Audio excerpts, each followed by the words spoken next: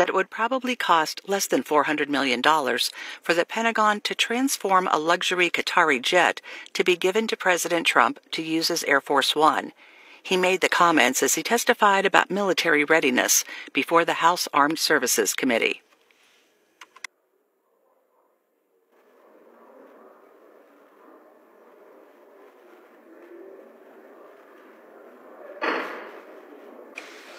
Committee will come to order. I want to welcome our witnesses and thank you all for your service to our great country. We are here today to hear from the Department of the Air Force on its FY26 budget request. Unfortunately, we've still not received information on the Air Force's budget request, which makes today's hearing a little difficult. We'll need that budget in order to fully evaluate how Congress can best support our airmen and guardians. We're facing the most complex threat environment in history. China is moving forward on 6th-generation fighter jets and sophisticated air defense systems. They are expanding their nuclear arsenal at an alarming rate. And they are deploying advanced hypersonic weapons and long-range cruise missiles capable of hitting our homeland. That's why it's never been more important to invest in modern systems that will deter and defeat threats against our nation. Fortunately, the House-passed reconciliation bill makes generational investments in our national security. The bill provides over $7 billion to support air superiority, including funds to acquire the F-47, the most advanced and lethal aircraft ever built. It provides $13 billion to modernize our nuclear deterrent and rebuild related infrastructure, and it invests over $25 billion in Golden Dome layered missile defense system. But 6th-generation fighters, nuclear modernization, and Golden Dome are all big-ticket items that will take years to fully develop. And the funding in our reconciliation bill will not be enough to fully support those initiatives. That's why it's so important for defense spending to grow in the out years. Reconciliation is a one-time investment. We've got to do more. It must be followed by healthy increases in the base budget so we can afford to field these critical capabilities without cuts to readiness. While I'm supportive of much of the Air Force's work, I do have concerns with some of the ongoing projects. Nuclear deterrence is vital to our national security, and I'm concerned that the Air Force is not adequately prioritizing it. Specifically, I'm troubled by past mismanagement of the Sentinel program. We must ensure Sentinel is ready in time to replace the current ICBMs before they reach their end of life. Congress has been explicit about the need to address Sentinel's cost and schedule overruns.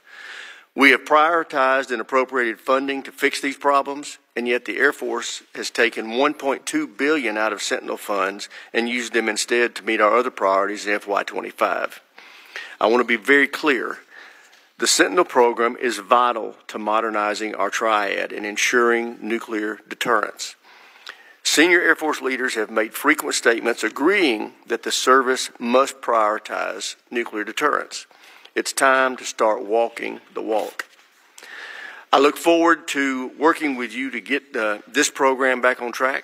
I'm also concerned with our ability to fight and win in space. Specifically, I worry that when we see the budget, it may not adequately fund the Space Force.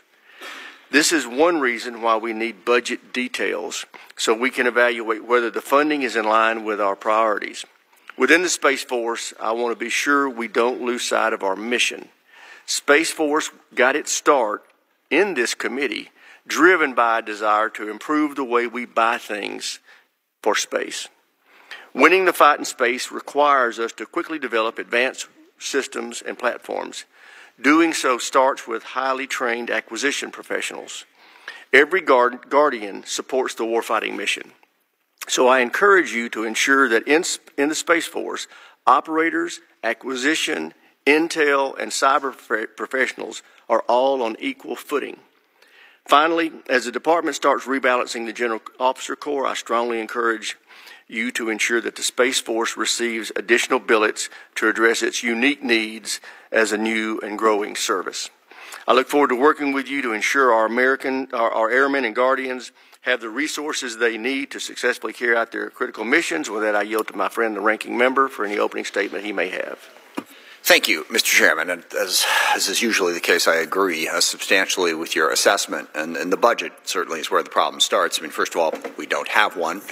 This is the latest we've gone in history, I believe, without getting a budget is very important. I know you gentlemen are not in charge of that, but to the extent that you have influence, if we could encourage the White House to get this process moving, that would be enormously helpful. It's difficult for Congress to do its job and adequately fund our needs without having the starting point of the President's budget. But the second problem is what the Chairman alluded to. Within the needs that we know that we're looking at in the Air Force's area, there's a lot to cram in there, and it does not appear like it's going to all fit. So I'm particularly curious, as you're trying to balance, as we move towards the F-47, the former NGAD, we try to upgrade the nuclear triad, meet our fighter attack needs, deal with the UAVs, all of that has space. How does that come together and fit into a budget that makes sense? Because it seems like we are starting a lot of programs that ultimately we're not going to be able to afford to fund all of them. So it'd be better if we made choices up front. So we're going to have a lot of questions about how does that work? How does all of these programs go forward and we still wind up with the budget that we need? In space, I am encouraged by the improvements that have been made on building a resilient architecture. Space is so central to everything we do in terms of secure communications, dealing with contested logistics. We've made a lot of progress, and I want to thank the Chairman, and in absentia, thank Mr. Cooper, former member. It was the Chairman and Mr. Cooper who had the vision to create the Space Force in the first place. I think that's enormously important. But we'd like to get further updates on how that architecture is being updated to make it more resilient and meet all of those very difficult needs. Lastly, as I'm sure you've heard, acquisition reform is an enormous priority for this committee and for Congress. We're going to take a big swing at it this year. We'd be curious to hear your thoughts about what that looks like. Sadly, within your department, between the tanker, the F-35, and the Sentinel, we have a lot of experience with programs that went way over budget. What have we learned? How can we do that better? And then connected to that as well, something we talked about yesterday, taking advantage of a lot of, in many cases, smaller, innovative companies that are building crucial things around missiles, satellites, UAVs, that are much cheaper and much more effective in many instances. How do we integrate those new innovative companies into the defense department so we can take advantage of the technologies and the equipment that they're building? With that, I look forward to your testimony, and I yield back. I thank the ranking member.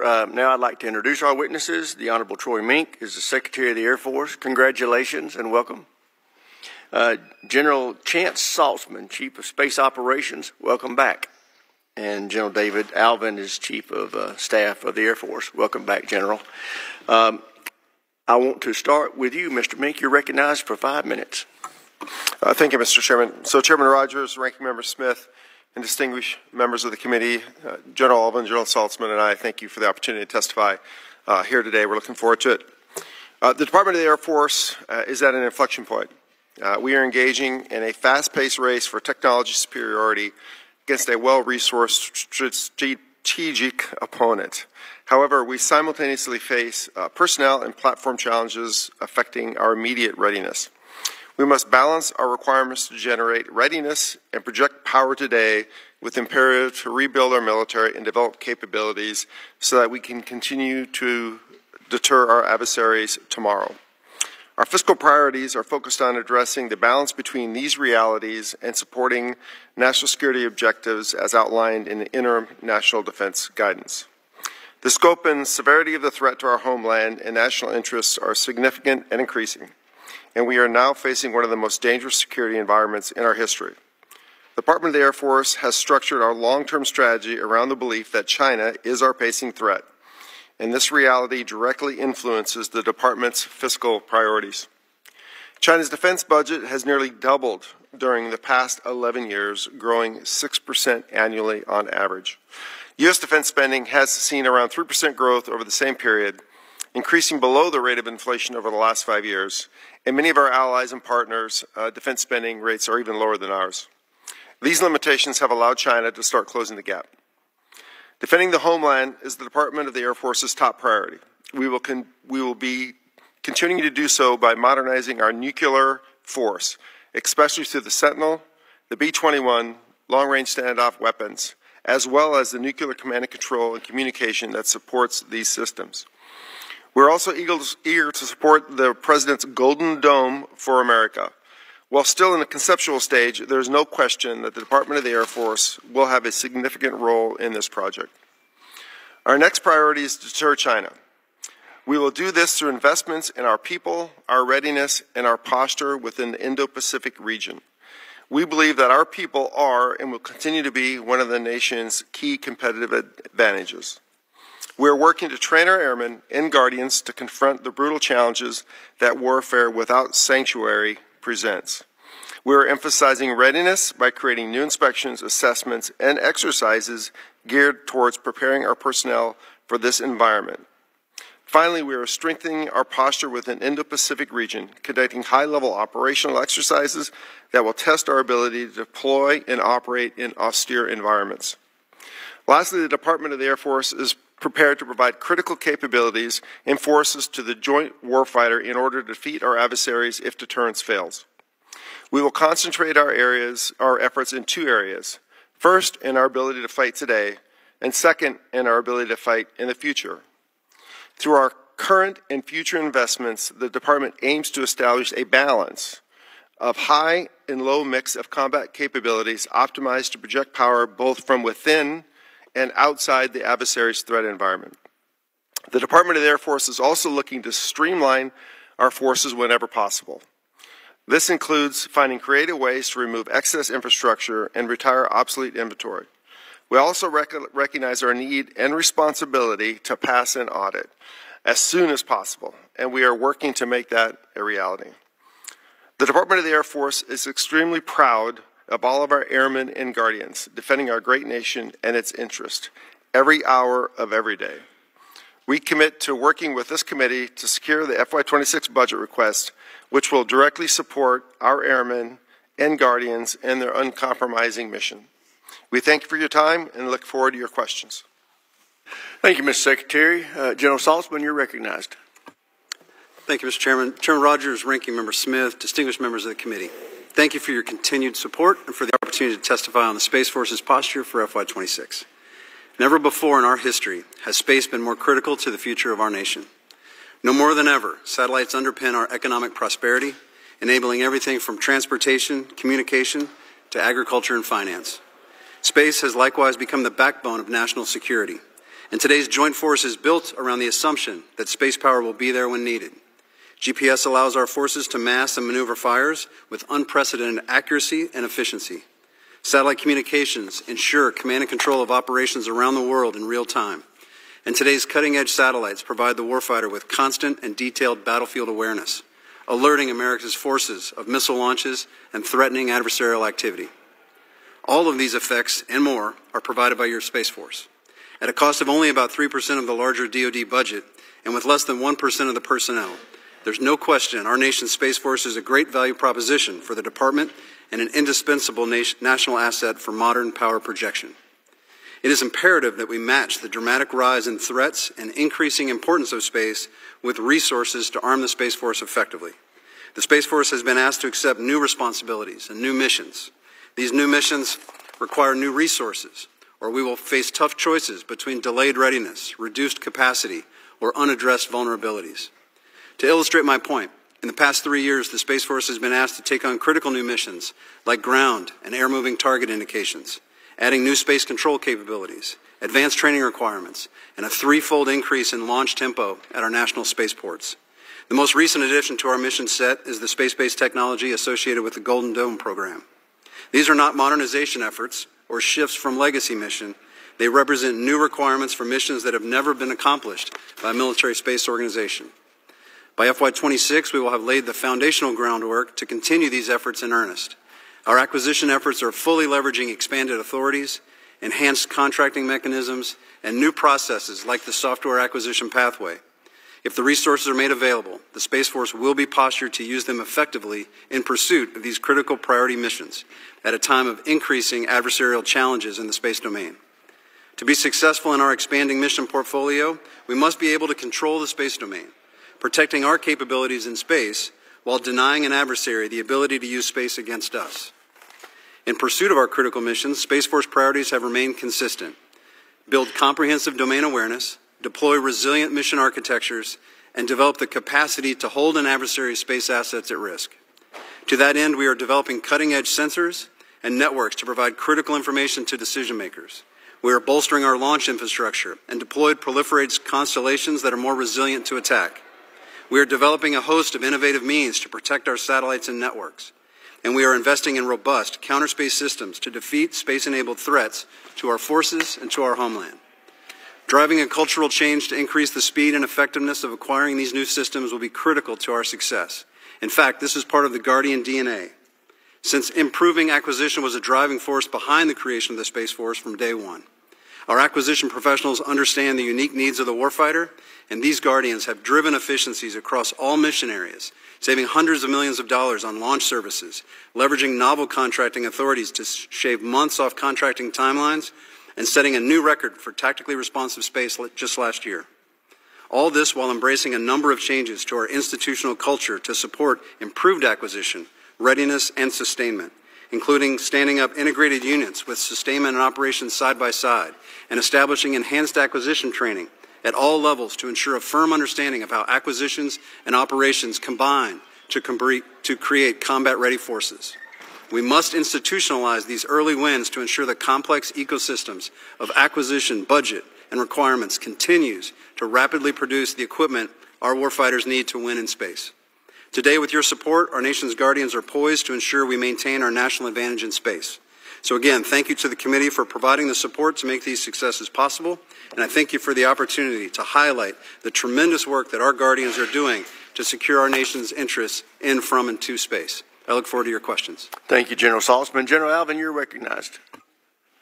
Good morning, Chairman Rogers, Ranking Member Smith, and distinguished members of this committee. I'm proud to represent the 677,000 total force airmen serving our nation. Thank you for your support, not only to those airmen, but to their families as well. I'd like to open by expressing my immense pride in the exemplary performance of our airmen in securing our homeland and deployed worldwide.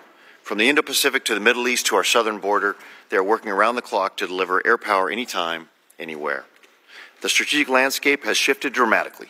We now operate in a world where the PRC is not only rapidly modernizing its military, but is doing so with a clear intent to coerce its neighbors and reshape the international order, to include a PRC nuclear breakout that demands unmatched deterrence capabilities. In parallel, we're seeing unprecedented threats to our homeland. Our mission is clear: maintain air power dominance and safeguard our security, deter aggression, and prevail in conflict. To achieve peace through strength, we must adapt and evolve. Reinforced by our most recent interim National Defense Strategic Guidance, our Air Force has three enduring priorities.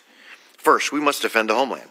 Air and missile threats are evolving in both speed and sophistication, and the ability to detect, track, and defeat those threats in real time is foundational to our national defense and is non-negotiable. Simultaneously, the United States Air Force provides reliable, effective, and safe nuclear deterrent that is the backbone of strategic stability. These priorities are paramount, cannot fail, and must be given equal weight. Finally, we must project power globally, either independently or as part of the joint force, to rapidly respond anywhere to deter aggression and win. This is what makes our Air Force unique, and it is needed now more than ever. To achieve these priorities, we are asking for sustained support for modernization and the development of new capabilities. The FY26 budget request is designed to build a force aligned with today's operational realities. This means preserving current readiness and optimizing our force tailored to design for contested environments, one that blends next-generation aircraft, autonomous systems, and resilient command and control. Our modernization efforts to rebuild our military include the continued development of the F-47, the integration of collaborative combat aircraft, and other possibilities to expand combat mass at lower cost. We're also upgrading the F-35 and F-15. These platforms are critical to retain the edge our warfighters need. At the same time, we are recapitalizing aging fleets, essential for maintaining power projection in the interim. Our investment in nuclear modernization remains a top priority, with funding directed towards Sentinel program, B-21 radar, and the revitalized B-52 fleet. These systems will anchor our strategic deterrent for decades to come. Equally important is the investment in our airmen. We are enhancing recruiting, expanding training opportunities, and strengthening family support structures. We suffered a recruiting setback due to the year-long continuing resolution and subsequent reduction of nearly $500 million in our military personnel account.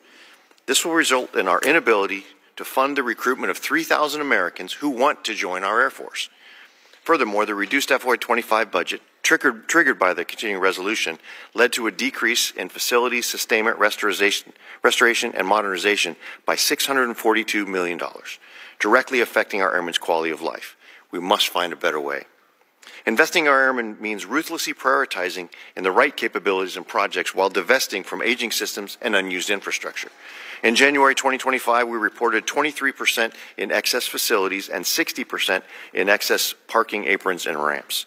This inefficient laydown of force structure across our installations suggests there are opportunities for consolidation, innovation, or to divest and focus our limited resources where they are most needed. With your support, we will focus on utilizing existing authorities to reduce infrastructure, identify cost reduction and revenue-generating opportunities, and right-size our infrastructure to achieve long-term efficiencies. We don't just need more Air Force. We need a more capable one. We need more tooth, less tail, a force that can deliver rapid, decisive blows and reposition quickly. That means investing in platforms and people that enhance our warfighting capacity. More means more options for our nation. Enhanced homeland defense, strengthened deterrence, and unmatched power projection. One strategically postured to deny adversaries. No other service can match what the Air Force delivers. Effects anywhere on the globe, at any scale, on minimal notice.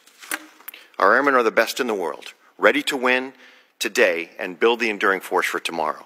With your support, we can ensure the Air Force remains the cornerstone of American power through the 21st century. Thank you, and I look forward to your questions. Thank you, General Alvin. Thank all of you. I'd like to recognize myself first for questions. Mr. Secretary, as the Space Force works to develop the culture of warfighting in space, I want to make sure that we aren't leaving behind our acquisition guardians. General Saltzman and I have talked about this at length. Can I get your commitment to make sure that we aren't going to see their promotion rates falling behind the average promotion rates of Space Force officers and other categories? Yes, Mr. Chairman, I commit to that. Thank you. And as you are probably aware, I hope you're aware that our current defense, and some of you have referenced this, our current defense acquisition system is failing us. The ranking member and I have made it our focus this year to address that. What specific authorities or support can we provide you to fix this? I think you actually you highlighted right away with making sure that we have the right workforce and promoting the right officers with the acquisition workforce. The experience I've had is if you don't have the right team, the right experienced and educated team, that can structure the program well and execute the program. No matter what else you do, you're not going to be successful. So that's a starting. And then you have to give the team the authorities, right, all the way from being able to manage, maybe not at the high level, but the lower level requirements, the funding, all the LODs that go into delivering these systems. You have to make sure that they have that authority to do so, and to be able to have that authority that they execute quickly and in a streamlined fashion. I think it's one of the problems that we have is in many cases, technically we have a lot of authorities to do these things. It's just there's so much bureaucracy tied up in them that it takes too long. So those are the kind of things. That's what we're trying to weed out. So if your staff is already not doing so, I hope that they will stay in touch with the HAS staff and the SAS staff, because this is not just bipartisan, this is bicameral, and make sure that the language we're putting in this year's NDAA gets after the problems you just described, because we're all going to have to live with what we enact this year. And go ahead, Chairman. I would be happy to personally sit down and walk through that with you if you're interested. Well, we look forward to that. And also, it's my understanding that our newest KC-46s are coming off the line hovering at a fully mission capability rate of only 60%. We talked a little bit about this in the SCIF yesterday. I just urge you to get after that. 60% is not acceptable. You made reference to, and it's accurate, that China's defense budget has doubled in recent years. In fact, I think it was General Alvin that brought this up.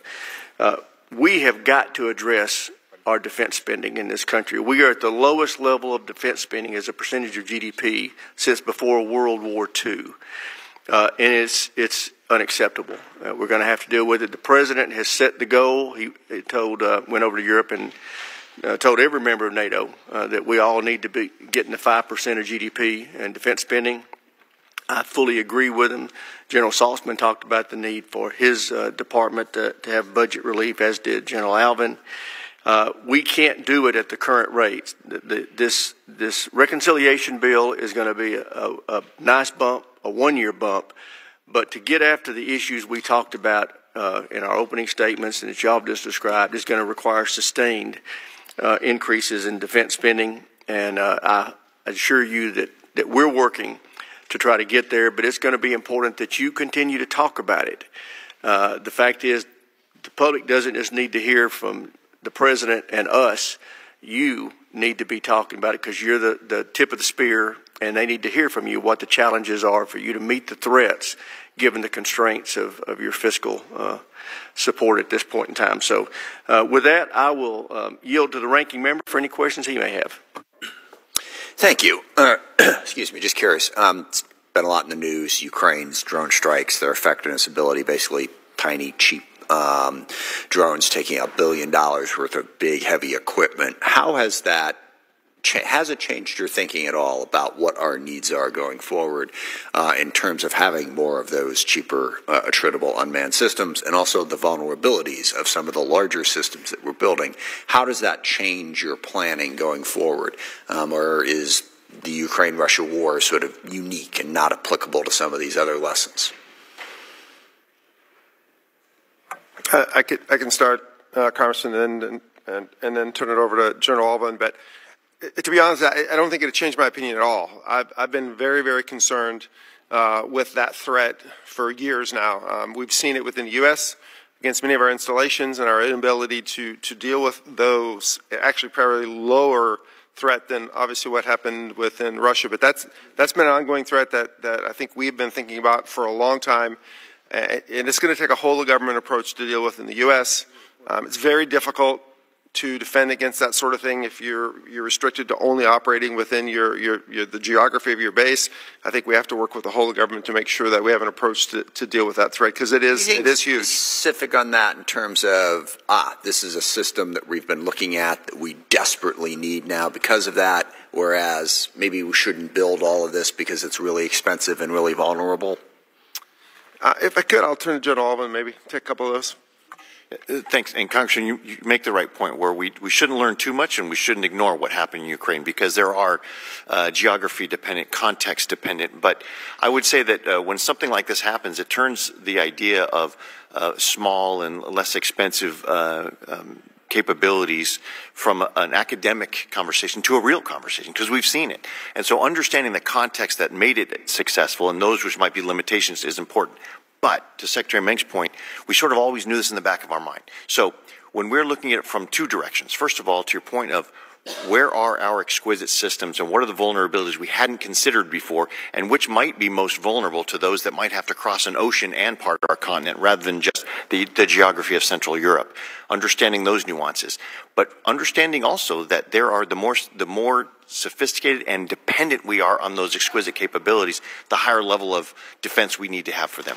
The flip side that I like to bring up is something that solves another problem. When we see how effective these can be, we need to think about putting them into our offensive arsenal.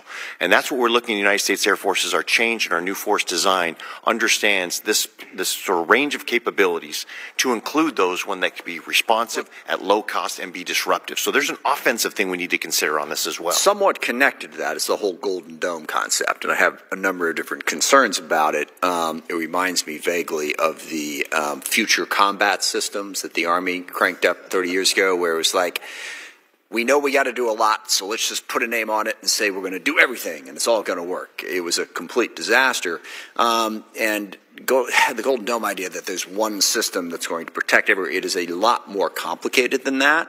So I don't have that much time, so I'm going to put both my questions at you and then see. So number one, are we really going to make smart investments about systems that have real-world application as opposed to engaging in some fantasy about some perfect system? How much money could we potentially waste on that? And number two, I haven't seen anybody in the White House or around this system, talking about the implications in terms of how destabilizing it can be in the long-running understanding of how to prevent nuclear war, which is that it's not winnable.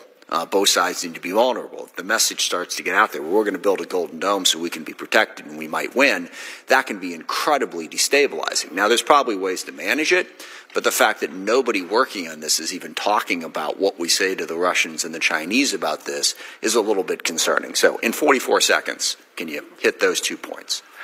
Congressman, I'll do my best. To the first part, about the capabilities, I think I have confidence that, at least in the air domain, in the United States Air Force, the capabilities that we imagine will be integrated as part of the Golden Dome are not just bespoke boutique capabilities for that. Domain awareness, the ability to intercept hypersonics and cruise missiles and those sort of things, those are applicable globally. So we will ensure that's what it better be. I'm not confident that we're there. We better take a look at it just quickly. Yeah. On the other, the strategic stability, Congressman, very quickly, I would say what we need to focus on as a nation is re-getting our intellectual capacity to understand strategic deterrence in now, like we did in the Cold War, but understand it now with 3 capables, which is different. It's not just an algebra equation. It's different when you have 3 great powers or aspiring great powers with nuclear capabilities. It's a different equation we need to sort out to understand the risks. Absolutely. I just hope we seriously consider it. Thank you, Mr. Chairman. I yield back. Thank the gentleman. Chair, and I recognize the gentleman from South Carolina, not California. Wouldn't do that to you. South Carolina, Joe Wilson. And thank you, Chairman Mike Rogers, for your proven leadership, positive leadership, in correcting states correctly, too. Okay. We appreciate all of your service and for a strong America, for peace through strength. We're in a Cold War we didn't choose between dictators with rule of gun invading democracies with rule of law. War criminal Putin and the Chinese Communist Party continue to expand and modernize their capabilities and rapidly expand while we're forced to react to changes in the battlefield. President Donald Trump is correct. Iran must not have a nuclear bomb to achieve their goal of death to Israel and death to America. The U.S. must remain ahead of our adversaries to ensure we do not fall behind, again, to maintain peace through strength. With that in mind, Secretary Mink, we are really grateful that the courageous patriots of Ukraine caused devastating, historic damage to Russia's strategic bombers with a sophisticated drone attack. Ranking Member Smith is correct, as he just recognized bipartisan support of our Ukrainian allies and the courage of the people of Ukraine. With that in mind, ever since war criminal Putin has invaded Ukraine, we're seeing drones take a larger role in conventional warfare. The most recent attack once again demonstrates the damage that low-cost weapon systems can have to a battlefield. Does the Air Force currently possess the capability to protect its bases from such attacks in the United States and abroad? If not, what is the Air Force doing to ensure that we're able to counter these threats in a timely manner? So I think currently it's very challenging. I think, as I mentioned, we have a technical challenge that we're addressing as quickly as we can with counter drone capability. But I also think there is basically an operating conditions challenge that we have and it really is going to require a whole of government. As I mentioned, trying to defend against that sort of attack when we're limited to just operating within our geographic constraint of our base is very challenging. You have to be able to address these issues in a much broader perspective, working with FAA, local law enforcement. That all has to be addressed, or I think we're going to continue to be very, very challenged to address that threat within the U.S. or overseas. I can see the challenge. I grew up in the holy city of Charleston, and so you have the Air Force Base and the civilian air base, airport next door. Good luck. Also, Mr. Secretary, the United States is known to have the most powerful Air Force in the world. However, we can't take for granted our adversaries, especially China, as they continue to modernize. And I especially appreciate the issue as my father served in the 14th Air Force, the Flying Tigers, in China during World War II, Kunming, Chengdu, Xi'an. Does the U.S. currently have the capability to deter our enemies on multiple fronts simultaneously? Congressman, I'll take a shot at that. I certainly, as we look to size our Air Force, we also need to look at shaping it. To your point of being able to project power anytime, anywhere, and be able to deter. We have, within the limited capacity, we have a range of capabilities from high end to low end. And as I mentioned about our reimagination of our force design, understanding, we're learning from things in the Middle East that we're seeing that there are low-cost capabilities. We are starting to develop some low-cost capabilities of our own, so we're not on the wrong side of the cost curve when we're engaging with the Houthis and et cetera, et cetera. So as we do that, we are preserving the force for the most pacing threat that our national defense strategy has basically set over the past near decade, for the pacing threat of China. However, we retain, through our capacity and capabilities and our interactions with our allies and partners, the ability to deter across the rest of the world. And General, in regard to the A-10 fleet, we see that they're getting ready to be retired. But is there, they've been so successful and important. Is there any way that instead of retiring them, that we could provide them to our allies, such as Jordan, to deter aggression? The challenge with that, Congressman, is the cost. It seems like it's cheap. It's not cheap. You have to have the ability to maintain them, the depot structure to sustain them, the pilot training institutional. The actual overall cost versus the value is more expensive than our allies could really afford or want to pay. And for us, we can't afford it within our budget to be able to privilege the higher end capabilities we need against the pacing threat. Well, we have your trust in what you're doing, but any way we can protect our allies, such as Jordan, thank you very much. Thank you. Gentleman yields back. Chair, I recognize the gentleman from Massachusetts, Mr. Moulton. Thank you very much, Mr. Chairman. Secretary May, congratulations on your recent confirmation. As Secretary of the Air Force, you oversee 2/3 of the nuclear triad as well as the Space Force. So I just want to pick up on some of the questions from the ranking member about the implications strategically for Golden Dome. There are a lot of things that are parts of Golden Dome that we clearly need to do. The Ukrainian attack on the Russian bomber fleet highlighted the vulnerability of bases, and that's a vulnerability we face as well, and you said that we've been working on addressing it. There's also bipartisan agreement on the need for better domain awareness, so that if we get attacked by hypersonics or other missiles coming our way, we know in time to respond. Both of these things would increase strategic stability, because we and our adversaries know that our nuclear deterrent is safe, reliable, and effective. So in other words, if they attack us, we'll know they're attacking, and we will be able to respond. And what establishes strategic stability for the world and has prevented a nuclear exchange for 70 years is the fact that both sides know that. So how do you expect Russia and China to respond to the idea that their nuclear deterrent is not effective because Golden Dome will shoot down all their incoming missiles? Thanks for the question, Congressman. That when we go to deterrence, you're exactly right. This is something started with MAD many years ago, mutually assured destruction. I think the world we're in right now is a little bit different. You have that high level strategic deterrence you need to do, but there's also a significant threat of a smaller scale attack. That is less than a full-up strategic kind of engagement, but is still... I agree, but my question is, so how do you expect Russia and China to respond to the idea, as the President has stated, that we will shoot down all of their incoming missiles? Well, I would hope that the response would be that they would be more open to negotiation to ensure that those engagements never happen in the first place. In the end, peace through strength, right? Make sure that we can protect ourselves, and then it opens a lot more opportunity for negotiation. Well, that's my perspective, right? Mr. Secretary, hope is not a strategy, and it would be helpful to know if we're going to spend what the CBO estimates could be about $500 billion taxpayer dollars, that we understand how our adversaries are going to respond. Because a more logical response would be for them to develop ways to get around Golden Dome. That's exactly what they've done ever since President Bush pulled out of the anti-ballistic missile treaty in the early 2000s. That's why they've developed hypersonics, to get around those defensive capabilities. So if we're going to put something up in the sky for $500 billion, and it just starts an arms race, and then it doesn't work because they can get around it, then that's a massive waste of taxpayer dollars. But even more concerning it decreases strategic stability and it makes it more likely we have a nuclear exchange. So what is the administration doing to just to develop a philosophy, a plan, a strategy for how this thing is going to work? The enemy gets a vote here. The enemy does get a vote, and I would say two things. First off,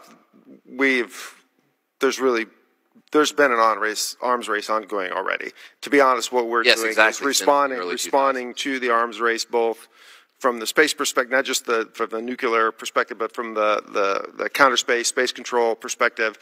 The U.S. has actually sat idle for quite some time and allowed the Chinese to make huge advances and really, in some cases, gain the high ground in that area. So sitting back and not doing what's necessary to defend ourselves has not worked. Mr. Secretary, the high ground in what area? Well, actually, unfortunately, Congressman, they've made significant advances both in space, air, maritime, across the board. They've made significant advances. Where have they made the most advances? Sort of percentage-wise, where have they increased their capabilities the most? I think their fielding of their space systems. I would agree. Space system, but I wouldn't underestimate. Mr. Secretary, I'm running out of time, but I agree that space is where they've expanded the most. So why are you cutting the space budget? Why are you cutting our space budget? So the final total budgets have not been released, but we've never gotten budgets later in history. Talk about it.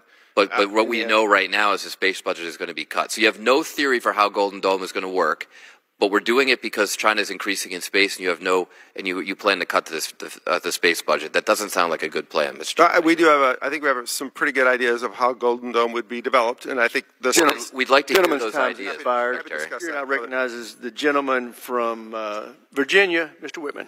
Well, thank you, Mr. Chairman. I'd like to thank our witnesses for joining us. General Saltzman, I was really encouraged by our conversations yesterday, and I'm glad that you share my sense that we need extensive launch capability across all the different spectrums, especially small and medium launch. We know that we're quickly getting to capacity there at Canaveral and there in California. We want to make sure that we're using the other areas to the same extent that we're using Vandenberg and Canaveral. From your perspective, give me your thoughts about the value of small and medium launch capability, especially in the context of the National Security Space Launch Program, Phase 3, Lane 1, and the Rocket Systems Launch Program, all of those integrated to make sure we continue to build that capacity. We are still ahead of the Chinese there, but we know what they're doing to quickly catch up. Our existing facilities are getting at capacity pretty quickly. Thank you, sir. I agree with you completely. Capacity is an important issue with regards to our launch infrastructure. If we're going to continue on the pace of growth that we've seen over the last few years, we're going to have to increase that capacity. With regards to small and medium launch capabilities, this is an important area in terms of putting up experimentation, putting up prototypes, putting up demonstrations. This is all a campaign that reduces risk in programs, that matures technology. And rather than a large satellite or a large investment with a high-end satellite, the ability to test payloads at smaller scale using small and medium launch will be important going forward. Well, I'd like to formally invite you to join Representative Kiggins and myself at the Mid-Atlantic Regional Launch Facility there. I hope that your staff will work with ours to set a date for us to go there and visit and continue this conversation. I think it's incredibly important. I also want to talk about the Space Force's effort to have a tactically responsive space mission. I mean, we talk about the threats in space. Those continue to grow. We have to be able to do the launch of a satellite in 24-hour scenario, and that requires things across the spectrum. I think capacity at our launch facilities and the cadence that they can provide is there. The challenge is how do we bring our partners in that produce the space launch platforms, the constellations, the interfaces, those kinds of things. So wanted to get your perspective.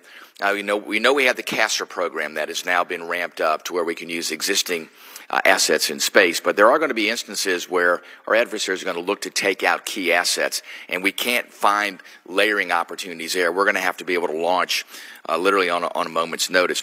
I'm interested in your thoughts about how can we leverage commercial space launch capabilities, not just the launch itself, but also the interfaces and the satellites to go along with it. And can we use that capacity for test and training activities that can actually provide us opportunities to exercise and develop a capability, if necessary, to go at a moment's notice? Thank you, sir. Thanks for that question, because I agree completely. First, I'm very proud of what our acquisition corps has been able to do in terms of reducing the timeline associated with what we're calling tactically responsive space. We were able to take a satellite from a warehouse and put it on orbit and operationalize in less than 90 hours. We were going to beat the 24-hour launch order to orbit. 3 hours of weather kind of got in the way. We did it in 27 hours. We really reduced all of those to really provide a real capability. Your point about test and training is spot on, sir. The ability to buy capability, and maybe it's there for an insurance policy, but because we can't just pay hundreds of millions of dollars for an insurance policy, to use it on a routine basis to add test and training capability on orbit, and then replenish that with the next reserve launch capability, I think is a good strategy that we're exploring. Very good. Thank you. General Alvin, you have a pretty complex calculus problem in front of you to go ahead and modernize tactical aircraft, strategic aircraft, all the different elements there, modernizing our nuclear deterrent, both aircraft and with missile platforms. Give me your perspective on how do you do that? How do you do that too in a realm where there may be a little infusion of resources, but if you look longer down the road, we're going to have to find ways, I think, internally to make best use of the resources that we already have. And then you talked a little bit about maybe redirecting resources and being able to maximize the efficiency of what happens within the Air Force structure. So just give me a quick viewpoint on that. Thank you, Congressman. I say very quickly it's two parts. Yeah. The first of all is do what we have been doing more recently, which is more clearly articulating what we think the value of air power is to the nation. Yeah. And that lets the Department, the President, and the Congress decide how much Air Force that they're willing to resource. So we want to prove that. But the other part is internally, we're making sure every dollar goes to the maximum lethality, but also solving for agility, not putting ourselves into capital investments that we won't be able to adapt to the future, ingest disruptive technologies, et cetera, et cetera. Gentleman's time's expired. Chair, and I recognize the gentlelady from Pennsylvania, Ms. Houlihan. Thank you, Mr. Chair. I'm going to do my very best to ask two pretty wonky questions in my 5 minutes. I was in the Air Force as an acquisition officer, and in keeping with this committee's emphasis on procurement and acquisition modernization, Mr. Secretary, my first question is to you. We've long been supportive on this committee of the Air Force's innovation efforts, particularly through AFWorks and the Agility Prime program. I'm concerned by very recent reports that the vertical takeoff and landing, or VTOL, portfolio is being descoped and terminated, not due to contractor performance, but because of budget constraints and contracting shortfalls. These actions are obviously very risky because they waste taxpayer dollars and private sector dollars, and they also delay or derail capabilities that our military urgently needs. So my first question, and there are many, is are there any transition plans in place to ensure that there would be continuity or orderly transition of the contract that's being administered by AFWorks and VTOL contracts? Is there a standard transition protocol that you're aware of? I'm not aware. Congressman, General Alvin, are you aware of that issue? Congresswoman, one of the reasons why we looked to descope is, again, with the limited capacity budget, we're looking to find ones who did have a transition partner. So it's really about making sure we look at the force design and see how these capabilities can find their way into actually delivering capability to the warfighter. And so as we look at that, we are transforming our organizational structure to move towards a more integrated capability command that can take those great innovative ideas, but be able to see more clearly their value proposition. So I appreciate that, and this is where I'm trying to tease this out. When I was a while ago looking at my phone and realizing all of a sudden there was a capability to text or voice to text, my first thoughts were, why would I ever need that? I think the problem that I'm struggling with right now is that these are technological ideas and innovations that don't necessarily have a natural transition, because why would I ever need such a thing? I think that that's our problem in acquisition, is that we're not being innovative enough, and we're looking for traditional pathways that we used to have in acquisitions rather than being thoughtful about our transitions. I think that's correct, and it's also a matter of those are the art of the possible that are always competing with the art of the known with respect to the readiness and the modernization challenges that we know of. So that's a constant tension that we have. But I take your point that we don't want to pass opportunities up just by focusing on the known risks. I would love to continue to follow up with you on this. I also have understood that there is conversation or reports suggesting that the Air Force doesn't have enough people to manage these kinds of contracts. Is this something that's true? What is the basis if that's true for this shortage? Is this happening because of DOGE cuts or perhaps early retirements or resignations, or perhaps in my case because we didn't see a pathway for promotion? So I may jump in there. I don't think it's a numbers games, Congresswoman. I think it's what you hit on the end. I think we need to make sure that we are training and properly incentivizing the acquisition workforce to ensure that we have that skill mix from the very entry level all the way up through the senior general officers. And that is something I will be focusing on because, back to my earlier comment, is the most important thing in acquisition. I'd love to talk more about it, Congresswoman, but the most important thing in acquisition is have a skilled, well-educated team. Otherwise, you have no hope. And it's not just innovation. We have to be innovative, but we also have to innovate faster than our potential adversary, and they're innovating very fast. So it's a combination of just innovation, but you have to innovate quickly. And in the interest to do that. of the time that I have, the other thing that I remember very acutely is that this is not just a force of uniformed personnel. There is a significant force of civilian personnel as well that we rely upon. And my real concern is that we're doging these people without understanding why they're important, because they are critical to our mission. I came through, most of my career has been a civilian acquisition person in both the IC and the DoD, so I agree with the Congresswoman, and that will be a priority too, not only in the military side of the house, but in the civilian side of the house, to make sure we're recruiting, and quality of service. That's key too, not just quality of life, quality of service across the board. Yes, and I only have 30 seconds left, so I probably will submit the bulk of this question for the record. But my other concern is with the Space Force, General, whether or not we're continuing to be very thoughtful of taking advantage of commercial capabilities that are already available to us rather than reinventing them. I remember the not invented here problem and would love to make sure that I follow up with you on that concern as well. Thank you, and I yield back. Gentlelady yields back. Chair, and I recognize the gentleman from Ohio, Mr. Turner. Thank you, Mr. Chairman. Joe Saltzman, thank you for your leadership, not just for the amazing way in which you are rising to the threats that we are facing, but also your leadership in shaping the organization that is new and is rising to the needs that we have. The topic I'm going to discuss with you is not going to be a surprise to you, and that is what I believe is the Cuban Missile Crisis in space, and that the fact that we are facing the prospects that Russia might place in space an anti-satellite nuclear weapon. Secretary General of NATO, Rutte, recently just said that as early as this year, Russia might place an anti-satellite nuclear weapon in space. I believe, as do many on this committee, that anti-satellite nuclear weapon should never be permitted to be put in space.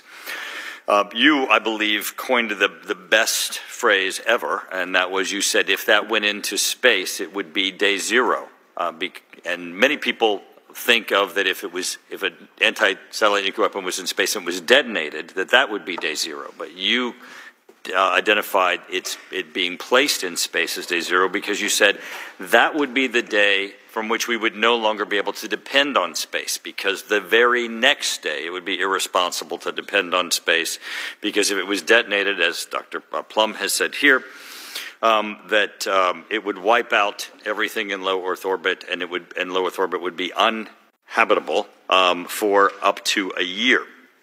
And it would take trillions of dollars in technology that we don't have in order to be able to respond to that loss.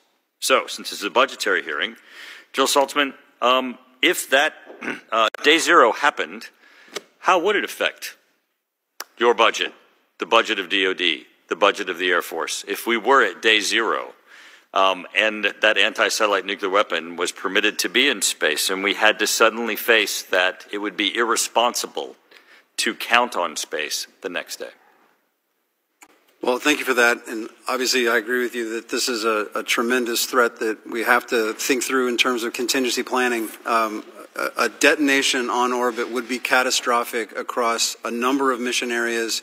It would foul the domain. It would foul certainly low Earth orbit and potentially middle Earth orbit for an extended period of time. So it would make replenishment and reconstitution extremely difficult. It would put at risk the lives of the astronauts that are currently on orbit. Catastrophic. And so when you ask me how would it affect our budget, if this came to pass and it became a real threat that we had to invest in to mitigate, we've run some basic numbers in terms of trying to harden satellites and trying to position them in a way so that there's redundancies. Should we lose any portion of the constellation, will we have redundancies? And I can't get to a cost reasonable number to say with $3 trillion I can fix this. I just can't come up with a reasonable number.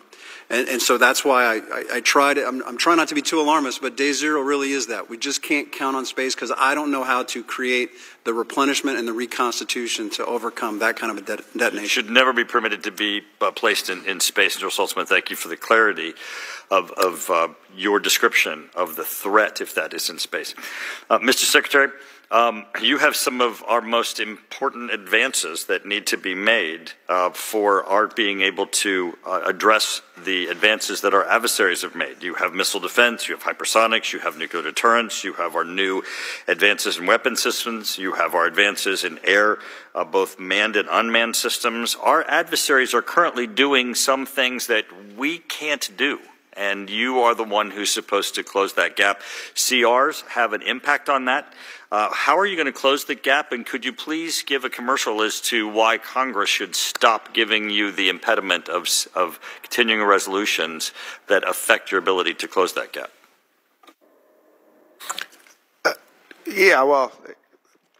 Continuing resolutions are very, very challenging. They have implications, as was mentioned, just from a personnel perspective. The personnel budget, it has also a significant, in some ways, an outweighed effect on acquisitions. How you do acquisitions, how you start new, how you be innovative, as our last discussion, is heavily affected by particularly with a year-long CR. It stops a lot of that, or at the very least makes it much more challenging to get approved. So yes, it has a huge impact on our ability to innovate and innovate quickly, as well as making sure we have the personnel that can execute those programs. The Chinese have made, I'd be happy to talk about it in a different form in more detail, but they've made phenomenal advancements. Gentleman's time has expired. Chair now recognizes the gentleman from Connecticut, Mr. Courtney. Thank you, Mr. Chairman, and thank you to the witnesses for your testimony today. Again, at the outset, I just want to associate myself with the remarks of the chair and ranking member about the lateness of the budget. We're less than 4 months away from the start of the fiscal year, and we're now being told that the actual budget document won't be over here until the end of the month, last week of the month. I certainly agree with Mr. Turner about the harm of CRs and the testimony of the Secretary, but having a delivery date of the budget with less than 3 months to go before the start of the fiscal year, I think this process is doomed in terms of trying to avoid a CR. This place is not a rubber stamp. Article 1 of the Constitution makes it pretty clear who's the decision maker in terms of both appropriations and authorizations, and the lateness of the delivery of the budget is the real impediment that we're facing right now. So again, the sooner the better in terms of it coming over. On page 11 of your testimony, paragraph special mission aircraft, there's a discussion about the replacement of Air Force One program. Again, I serve on the committee with Mr. Kelly that has jurisdiction over executive airlift. We had a hearing a couple weeks ago where Barbara Costello, the acting assistant secretary of the Air Force, testified that there was actually some progress being made as far as the recapitalization of the 2 aircraft that were purchased back in 2018. And she actually talked about possible delivery date sometime during the calendar year of 2027. Mr. Secretary, can you sort of give us your view of that testimony? Yes, Congressman. We have, and thanks for the question, we have been working closely with the contractor, Boeing in this case, to accelerate that program. As you know, it has experienced significant delays. Is it going to get back into 27? I couldn't guarantee that, Congressman, but we are doing whatever we can to pull it back to, I think it was before they started working to pull it back, it was in the 30s, I believe. So it's tough to do, but we're working with the contractor to pull it back. I think 27 is going to be really tough, though. Yeah, it was actually 29, I think, was the last sort of guesstimate that was there. And certainly, yes, we've been tracking this from day one. Can you give us the cost estimate of the retrofit of the Qatar plane that is all over the news? I think it would be difficult for me to give you the exact details here, but we'd be actually happy to talk about some of those specifics in a different forum. I think there's been a number thrown around on the order of $1 billion, but a lot of those costs associated with that are costs that we'd have experienced anyway. We will experience them early, buying additional platforms for training, for spares. Things like that are actually the majority of that amount. So it wouldn't be anywhere near that, but we can talk in details about exactly what we're buying in a different form and what the cost drivers are, but it's nowhere near that much. So I think, it's unfortunate that, again, and when we're hearing about all the challenges the Air Force faces, that what I think is going to be a pretty big ticket item can't be sort of discussed publicly, because I think people need to know that. And I would just say, based on the experience of the 2018 planes, we know that the contract for retrofit was $3.9 billion. Again, some of that was purchase of the planes from Boeing, roughly about $800 million. But again, if you just do the math, it was about $3 billion for retrofit. There's been cost overruns. They had to strip those planes that were built for another purpose down to the studs.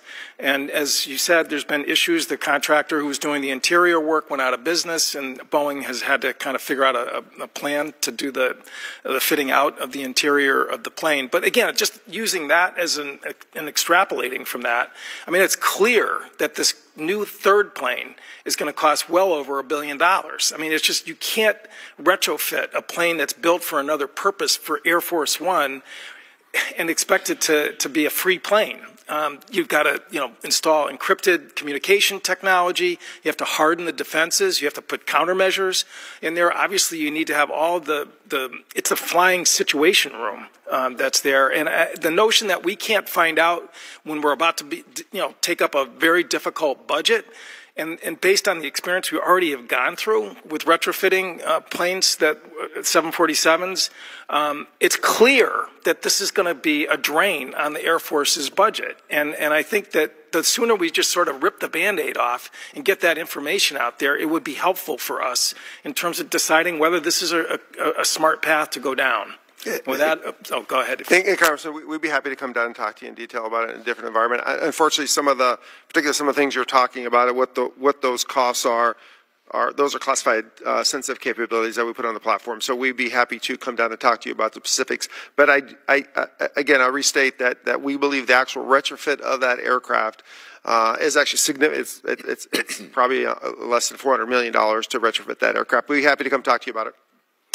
Gentleman's time expired. I just want to emphasize a point that Representative Courtney just made, and I'm not blaming you, but Congress is going to decide what we do and don't spend. The administration, OMB in particular, not giving us a budget is not going to compel us to comply with what they give us late. So whoever's listening to this hearing from OMB needs to understand we want to have a healthy dialogue with military professionals like this about what we need to spend to get us where we need to be. We need a budget to help inform that dialogue, but if we don't get it, we're going to ride it without it. We've gotten a skinny budget, which legally allows us to comply with the requirement that we receive a budget. So there's no reason not to get us some information, but I think Mr. Courtney is right, and we all need to acknowledge the fact that being delayed with that presentation is not helpful. With that, I will recognize the gentleman from Tennessee, Dr. Desjardins. Thank you, Chairman Rogers. General Alvin, I appreciate our meeting yesterday and also your comments about doing everything we can to accelerate Sentinel.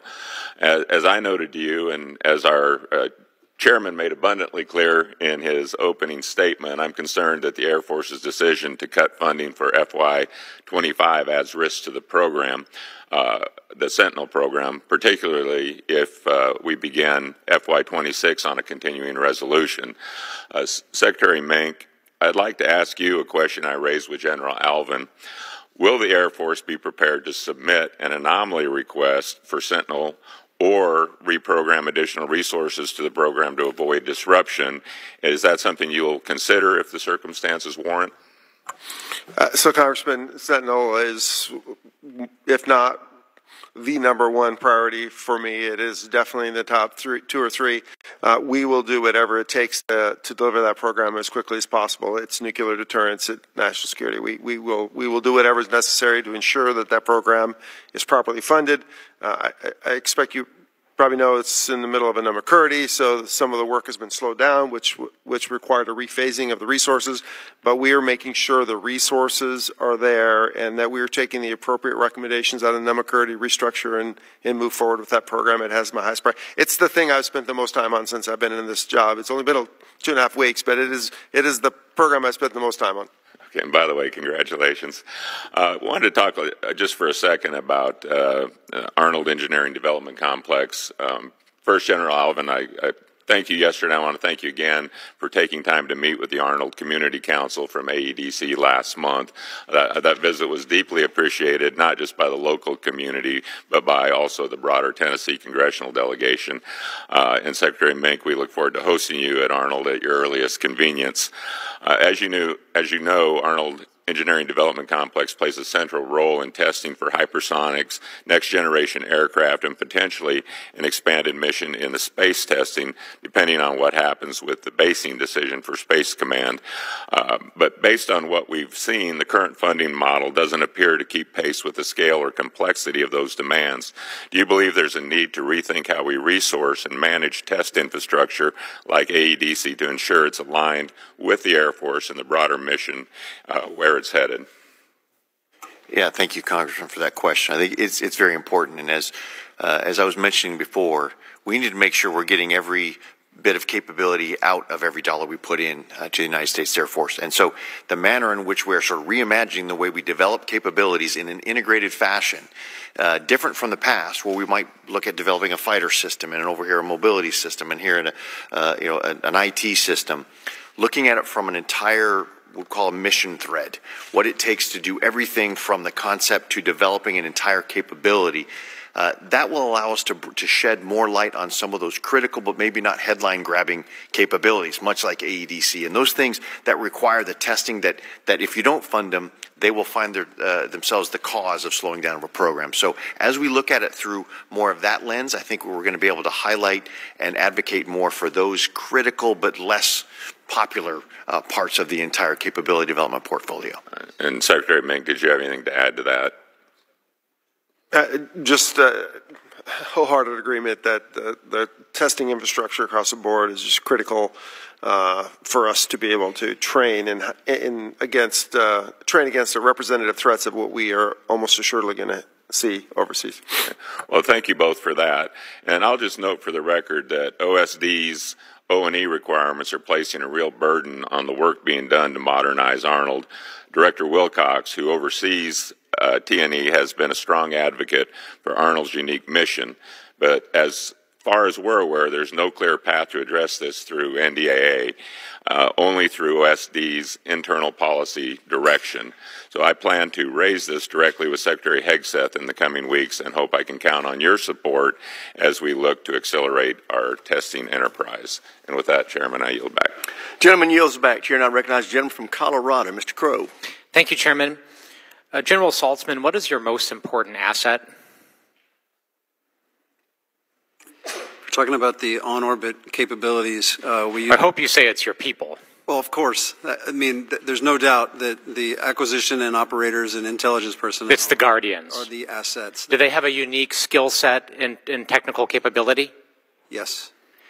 Do you rely on a large civilian workforce? In relative comparison, probably it's about 5,000 civilians in the Space Force of our total less than 15,000. So about a third, over a third. which is a larger proportion than most services. Yes, sir. Secretary Mink, would you share that assessment that your most important asset is your people? Yeah, definitely, Congressman. And that your people have unique skills and capabilities? Yes, they do. And that the civilian workforce is an essential element to your mission? Yes, across the entire department. General Saltzman, can you force your civilian workforce to move? Not most of them. But Guardians, active duty service members, you can compel to move, but you can't go to a civilian and say you have to relocate, you and your family. With very few exceptions. They can leave. They can actually leave employment if you do that. Correct. What would happen if you lost half of your civilian workforce for a major unit or capability? It would. That unit would be underperforming. Is China moving really fast? Yes, sir. Are they moving faster than us in some capability and some technologies? I don't know how to measure speed of certain capabilities, but they are definitely moving fast in counter space capabilities. So if we slowed down one of our capabilities, would that put us at a strategic disadvantage? I do not want to slow down development of any of our capabilities. Secretary Mink, U.S. Space Command is headquartered in Colorado. It's at full operational capability, and it relies substantially on a civilian workforce, correct? That's correct. Are you familiar with some of the surveys that were done of the civilian workforce that if it were to be moved out of Colorado, a substantial portion of that civilian workforce would refuse to move? Yes, Congressman, I'm aware that we would have attrition, and it would be very important that we manage that move over a period of time if that occurs. Would it, with what General Saltzman just said, would it slow us down though relative to the speed of China? I think it would be our job to do everything we can to ensure that doesn't happen. Well, of course it would be your job, but it is true those civilian workers, many of whom have said outright they will not move, and that's why it's unacceptable in a very important command and mission that we move it at this time or ever. It's working, it's built out, and we owe it to America and our national security to invest in it in Colorado.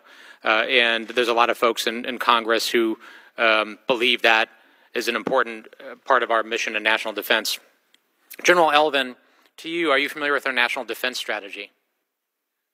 I'm familiar with the current one as well as the National Defense Strategic Guidance. Yeah. And what's the #1 goal of the national defense strategy? Defend the homeland. And do we have an integrated, fully capable air defense system that can operate without fixed-wing aircraft to do that job? Could you repeat the question? Do we have a... Can we do that without fighter jets in the United States? Not currently. No. Not under the rubric. In the next 8 years, could we do that without fighter jets? Hard to predict if we have our collaborative combat aircraft. It's unlikely, isn't it? Given our current inventory. Are you familiar with the commander of NORTHCOM came before this committee and just last year testified that it is essential for his capability to protect the homeland that there be fighter jets in Colorado on mission-ready status to protect the western United States. Are you familiar with that testimony? I'm not familiar with the testimony, but I trust General Guillot, and I trust that if he said that he did that under his predecessor authority as the responsibility for NORAD NORTHCOM. Well, I represent Buckley Space Force Base, where that mission is located. There's a F-16 squadron there that actually does that mission of protecting the western United States. Yes. There is no integrated, fully capable missile defense system in the United States.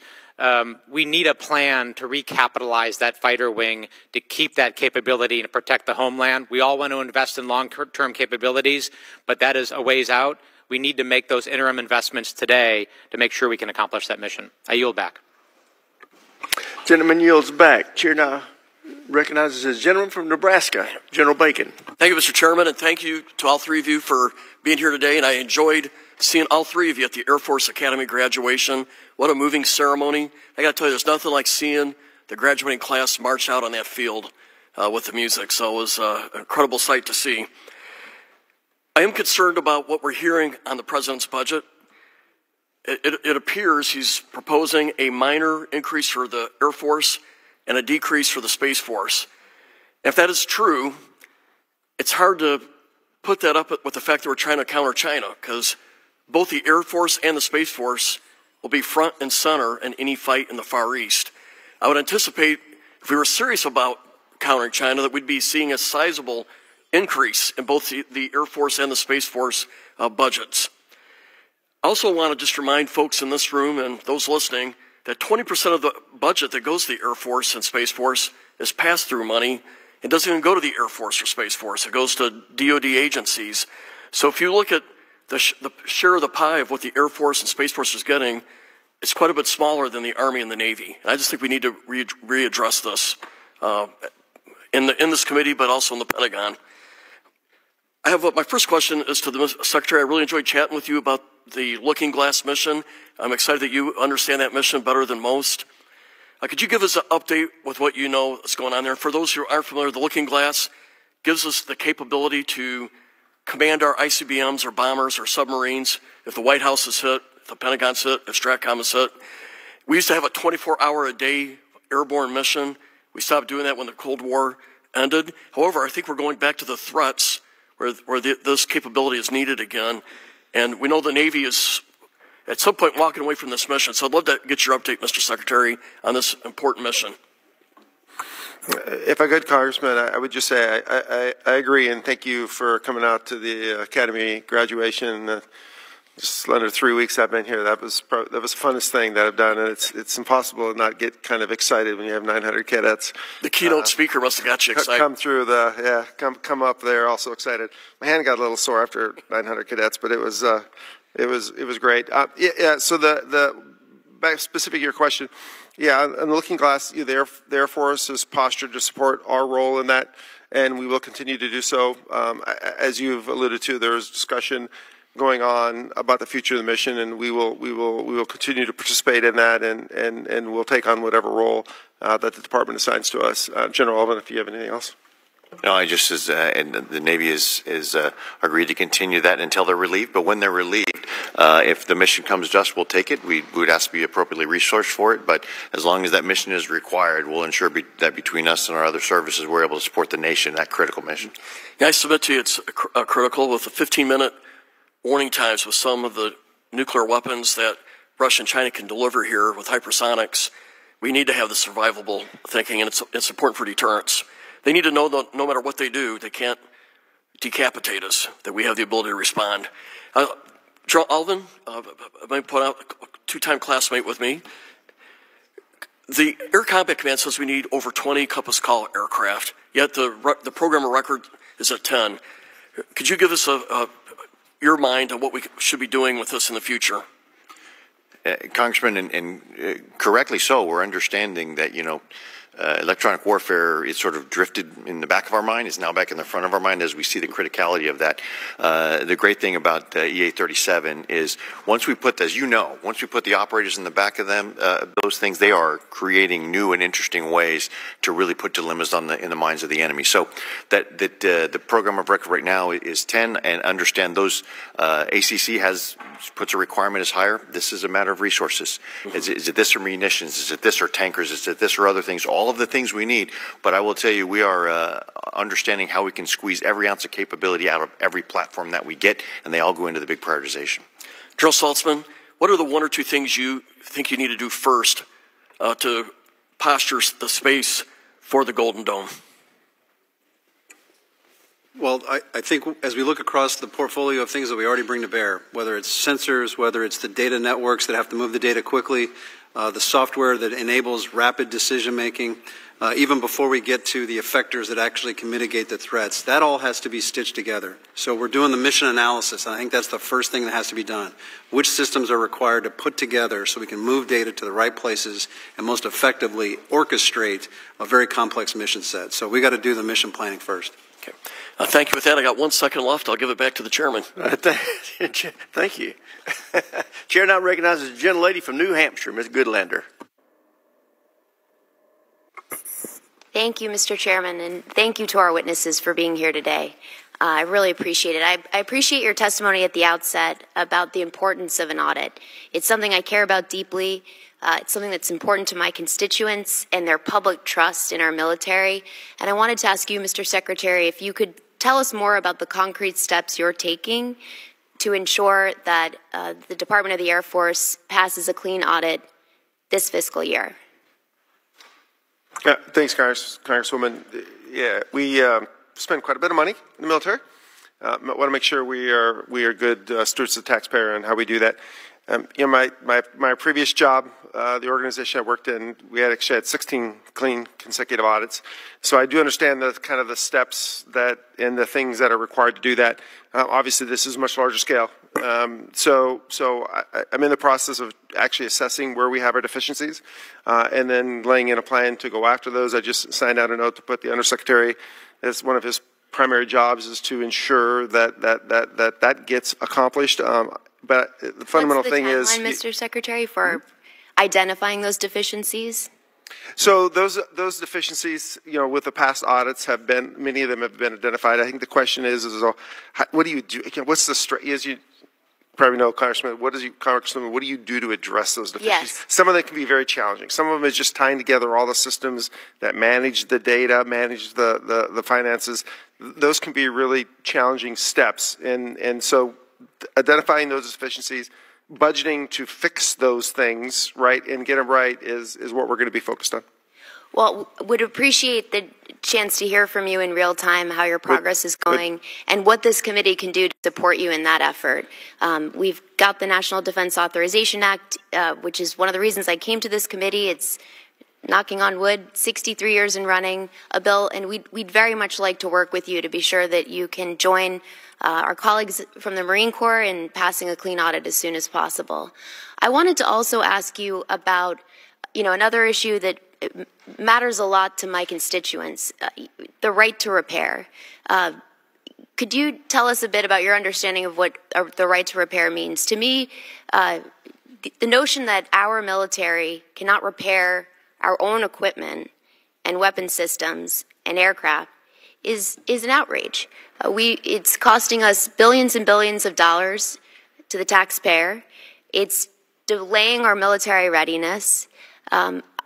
It's a driver of waste, fraud, and abuse, and we're all very committed to cutting down on waste, fraud, and abuse. So I wanted to ask you, we heard from Secretary Driscoll yesterday about his commitment to ensure that going forward, any contracts and, you know, the way that the right to repair is undermined is really through highly obscure and technical provisions in our contracts, that going forward that doesn't continue, and working retroactively. So can you tell us about your efforts on this front? So first off, as with Secretary Driscoll, I gave you my commitment that this will be something that we will ensure contracts going forward, that we have full flexibility.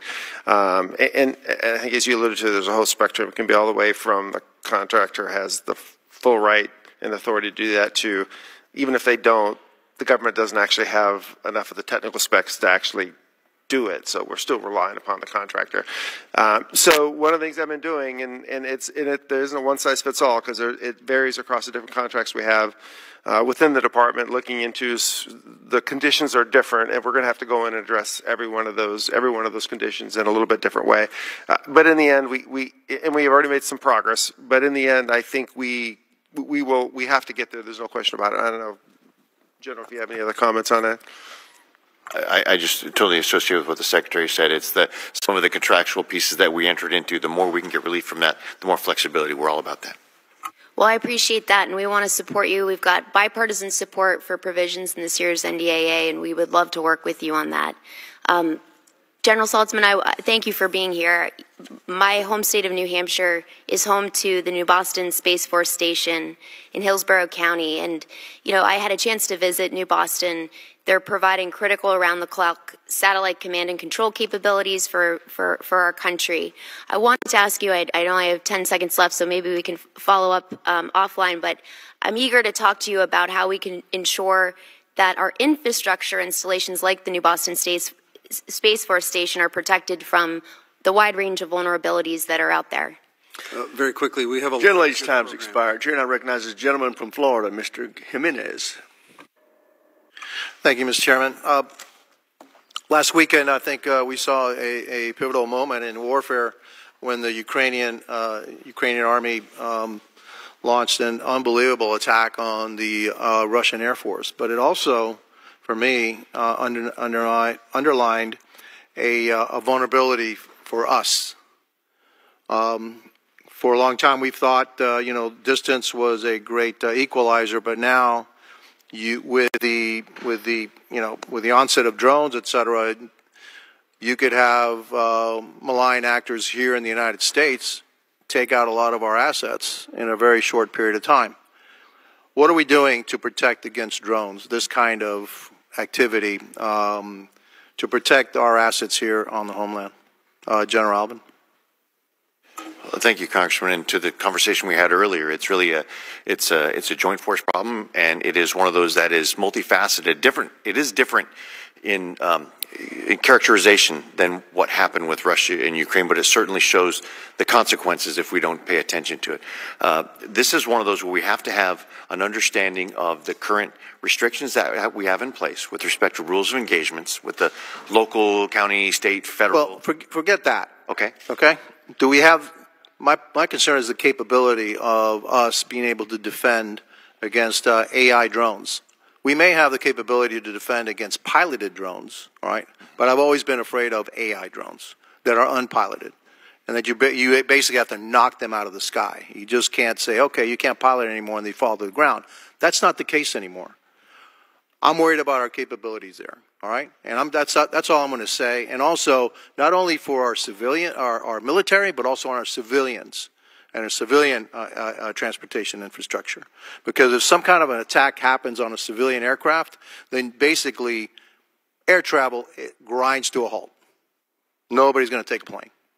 And so I would hope, Secretary, that we're on this, and not only just for protecting our military assets, but also our entire transportation network. So that's all I'm going to say. I really don't want to get into what you're doing, but maybe in a classified setting we would find out what it is we're doing to protect against this threat. I've been really worried about this threat for a really long time, and what happened last weekend just puts an exclamation point on my worry about what could happen here. Just for the sake, how much does a B-2 bomber cost? Yeah, I think it's probably, I don't know what the replacement cost would be, but I think originally it's multiple billion. Are they all clustered around the same place? Yeah, a lot of them are at one Okay, base. so one of the things maybe we should be looking at is maybe dispersing our assets, okay, in the near term, until we figure out how we can deal with this. On space, and I think that we do need to enhance our capabilities, but I also think that eventually we're also going to need to develop redundancy to a lack of space. If somebody knocks our space assets out, are we too reliant on space? Do we have redundancy so that we can continue to operate without the space platform? General Saltzman? No, I don't. I think there are missions we're doing from space that we can't easily just redundantly cover if we were to lose space. Well, I think if we're too overly reliant on space and we don't have redundancy, we're asking for trouble. Because everything that we can put up can be taken down. And you have to, I kind of believe in Murphy's Law, which doesn't mean that it means that everything that bad can happen will. It just means that anything that can happen will. And so let's not rely too much on space. I'm not saying invest in space, absolutely, okay, and try to defend it as much as we can. But just in case it just get taken out, we can't be helpless as a nation. And so, Secretary Minsk, I'm asking you again: do we have redundancy? Are we developing redundancy to space? Again, that's another question for another time. Are we investing in directed energy? I think at this level we can say yes. We are investing in directed energy. Okay, very, very good. And I guess I have 15 seconds left, and I guess my time is up, and I yield back to the chairman. Thank you. I would follow up, let the gentleman from Florida know that we have been for many years developing directed energy capabilities, and it's maturing at a nice clip. What you just saw happen in Israel with Iron Beam is part of our investments, but yes, and a lot of it, I'd be happy if you learn more in a skiff, but I'm very proud of that technology, and it's got great potential in the future. With that, the chair and I recognize the gentlelady from Maryland, Ms. Elfreth. Thank you, Mr. Chair. Gentlemen, thank you for being here, and good morning. I echo the chairs and the concerns you heard from both sides of the aisle of this committee around the lateness of the budget, and particularly Mr. Courtney's concerns around having an open, honest, and transparent conversation about the future of Air Force One.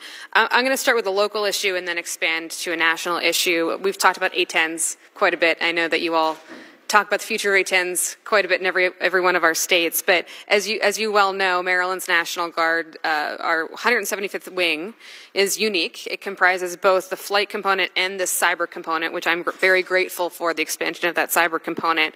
But with the divestment of the A-10s, we'll lose that flight mission, but the cyber component is not yet stood up. And so there's going to be a bit of a gap in our mission, and I would just love some greater clarity. I guess General Alvin, about CyberWing's expansion. When do you expect the full operational capacity? What's our planning to manage this transition period? I'm giving you all this at once. And then how are we coordinating with Cybercom in particular to properly integrate this expanded wing? Well, thank you very much, and it truly is a key mission going forward in a growth industry in the cyber wing. So we want to go as fast as we possibly can. So it really is not going to be a gap of sorts. It'll be a gap from full capability to full capability, but we expect the sundowning of the A-10 mission by the end of fiscal year 25, so in about 5 months. But in October is when we start building, and we expect within 36 months of that, we will have an initial operation capability. But in between times, we will slowly be gaining missions. So there will be things we're already doing, just robusting up in both capacity and sophistication. And then having Fort Meade right up the street is one of those where we're going to be able to leverage that capability to bring that on as fast as possible. One of the advantages is the greatest asset that we have in a cyber wing are the personnel. And so being able to attract that talent in that area is one of the big advantages there. And it also reduces the ability for potential extra MILCON that would go with another platform coming in. So we're going to be aggressively standing up between 1 October 2025, beginning of 26, 36 months later, we're looking to get IOC, and we'd like to get it sooner. I would like to get it sooner as well. And Mr. Secretary, just following up on that, our air wing in Maryland, we've seen 8 combat deployments in just since 2001, just over 23 years. My Governor Westmore, recently sent you a letter, I believe it was last week, asking for a meeting. I appreciate you've been on the job 2.5 weeks, but to expand in detail on what the General just shared, can I ask for a commitment right now, you and your staff, to meet with my governor and the Maryland delegation to walk through this so we have that seamless transition? I'd be happy to. Okay. My staff will follow up with your staff literally as we walk out the door. Thank you very much. Okay, thank you for that. Moving on to General Saltzman.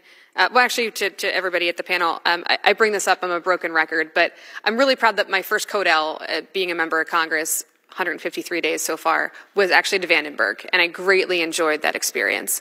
It also kind of opened my eyes to physically seeing you have a solar field. You're generating energy at Vandenberg, which is very exciting. We talk about energy resilience and capability, particularly as we're overly relying on 50 states for energy generation and delivery. So you have a solar generating farm, but you have no storage. So it gives me great pause to think about our vulnerabilities, both just from a grid system, but also our vulnerability from foes. Very easy to disrupt readiness capabilities when we don't have energy to and from. So if you could speak specifically to Vandenberg, General, and then Mr. Secretary, your plans to, obviously the low-hanging fruit is a Vandenberg, but I would love to hear your plans on how we're going to make sure our installations are as energy independent and resilient as possible from a readiness perspective. Well, thank you for that, and appreciate you coming out to Vandenberg and taking a look at all the great people and mission they're doing out there. I couldn't agree more that energy resiliency is operational readiness, and especially in the Space Force, where we do most of our missions from our in-base locations. We don't have to deploy to do space operations or launch operations. And so we take it very seriously. We do mission continuity exercises on a routine basis to uncover where the particular shortfalls or vulnerabilities are. We flow those back up to try to make sure we're as resilient as possible. The other initiative that we've taken on is a weapon system infrastructure accounting drill, making sure that when we talk about power generation, it's a part of our readiness account. We haven't traditionally done that. That's not something that other forces have to do to the same degree we do. So we're redesigning how we have transparency of our readiness in that kind of infrastructure. And I think that'll... Gentlelady's time's expired. Chair, and I recognize the gentleman from Texas, Mr. Luttrell. Thank you, Mr. Chairman. Gentlemen, thank you for coming to see us today, and thank you all for your service. Ms. Elfrith and Mr. Wilson actually started this conversation about the A-10s. I think I got lost in space when I was talking. I'm not talking to you when I say that. That the A-10's shelf life is gone, and then we're going to create the next asset. I think that's a horrible idea. I think the A-10 is probably one of the best creations we have. And I've been in the theater of war calling that plane in, and it has saved my life countless times. And there's nothing more terrifying than that flying bathtub with bombs and that gun hanging off the front of it. And I think we're in a bad spot. If we clack off somewhere and we put boots on the ground, that's going to be the asset that we're going to be flying overhead. And I'm not taking anything away from everything else that we have, but I felt like I needed to say that because, again, that plane has saved my life and my teammates' lives more times than I can possibly count. I'm going to shift gears. I'm going to talk hypersonics. Mr. Secretary and Mr. General, you guys can kind of pick which one's going to answer this. I have a list of the weapon assets and the weapon systems that China and Russia have right here. And General, you said rapid modernization, evolving, kind of evolution of technology in the PLA. I think they're there. I mean, I think we're kind of looking at them as that's kind of the bar that's been set. Very focused in on hypersonics. Can you give me a current briefing on where we are and when that capability and that asset will be able to be employed? I can give you the broad brush at this classification level. Yeah, absolutely. Yes, sir, I understand. Broad brush, and it's interesting because when you juxtapose, the rapid advance in technology and going to hypersonics, and you compare it to what we all love, which is the A-10. The second question, this is sort of the answer to the first. Those sort of things are making that awesome A-10 less and less survivable. The most important thing for us I'd agree is with to you ensure if we had hypersonics that worked. I would say it's not only hypersonics, it's the other advanced capabilities are going to be more survivable for our boots on the ground in the future, given the enemy capabilities, than the A-10, which we all love. In the element of hypersonics, at this level, I will tell you that we are developing, and you'll see in the budget submission, assuming it's what we had put forward, 2 different programs. One is a larger form factor that is sort of more strategic long range that we have already tested several times. It's called Arrow, and the other one is HACM. We'll just leave it at there. But there are 2 systems that are now continuing to develop and moving beyond the RDT and getting into the procurement range in the very near future. And I will be happy to go to higher classification level, the specifics of both of those. But we are accelerating in our development, not only of the technology, but of the procurement of the capabilities that it'll create. Mr. Secretary, are you having conversations about increasing funding for hypersonic capabilities in the Air Force? Or yeah, fielding those weapon systems. Two sides of that coin. First is we really need to, as we've matured the technology, we focused on maturing the technology. Now we need to focus on lowering the costs and getting into production. It's got to be affordable. We've got to be able to buy more than 10 of these things, right? So that's a big focus right now is lowering the production costs. Well, ramping up the production and lowering those costs so we can get enough of that kit to actually make a difference. But yes, on the other side of the house, making sure that once we do kind of get more efficient in production, that we properly fund those programs, deliver that capability, and it's really across the force, not just in the Air Force, but the entire department is looking at these systems. And there's no question the Chinese moved really fast on these capabilities. General Saltzman, as far as AI capabilities in Space Force, when the current budget plan comes out that we get to see, how are those numbers looking? Are we comfortable in where we sit at this classification level? Yes, sir. A lot of it is early S&T work that's being done. I'm focusing heavily on decision support kinds of AI. Take a lot of data and turn it into decision quality as fast as possible. There's some good returns in the S&T environment, and it's fully funded in support of those efforts. Okay, and I'll close with this. Mr. Secretary, you and the General answered this, and I know General Ullman would say the same thing, but your most cherished asset is your people, and their health and well-being is everything. And I would ask that you take even if you are an art, take a very hard look at currently and as they transition out. Because once they transition out, we get lost in space.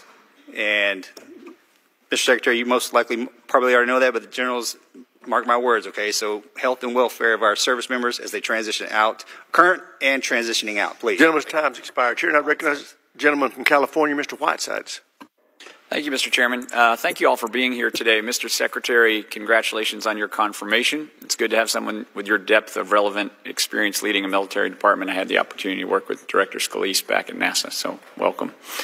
I represent the northern side of Los Angeles County, and I want to begin by just thanking your teams for their crucial role in fighting the Los Angeles firestorm in January. Between the Fire Guard data program, firefighting aircraft, and other aspects, we're deeply grateful to your teams. I want to support those efforts going forward as much as I can. I'm also enthusiastic about the possibility of using autonomy and aerial platforms and advanced remote sensing to enable us to more quickly suppress fires that threaten critical installations like the Vandenberg Space Force Base and our home communities. And I'd love to work with your teams to continue to think about that. As you know, I'm proud to represent Plant 42, the home of the B-21 Raider. To me, that program is really a gold standard. It's delivering tremendous capability with an efficient development and manufacturing program. With that said, I want to follow up on a question that Senator Fisher asked this group during the SAS posture hearing late last month. As Senator Fisher noted, General Cotton has recommended that the Air Force procure at least 145 B-21s. Couldn't agree with him more, especially when increasing our total could decrease costs and move the production timeline to the left. Mr. Secretary, you noted to Senator Fisher that you were going to meet with General Cotton and discuss his B-21 requirements. I was just wondering, has that discussion happened? Are there any updates that you might be able to share at this time? I have not, but I expect to have an opportunity to talk to him next Tuesday, right? Just checking. I have not had that detailed conversation with him, but I will soon. And we are looking very closely at how we increase production just to get to the 100. Right, we want to increase the production rate. That's the program is executing very well. That's really the challenge we have right now is getting the production rate up to deliver the numbers that we'd like, which then gives us the opportunity to increase numbers if we can. Thanks for that, Mr. Secretary. The committee has had multiple discussions over the past few months about the importance of developing robust space domain awareness, something that I strongly support. Most of my career I've been focused on securing U.S. leadership in space, both from an economic and national security perspective. Remote sensing is central to the fight of the future, and space-based capabilities are critical. That said, as I recently raised with General Guillot and as Representative Jimenez discussed, space-based capabilities cannot be the basket in which we put all of our eggs. We need redundancies across domains. That's underscored by the insatiable appetite for remote sensing information from forward operators. Mr. Secretary, I know you spent much of your incredible career around space assets. Can you give us some reassurance that you'll support an appropriate balance between space, air, and terrestrial-based systems when it comes to remote sensing capabilities?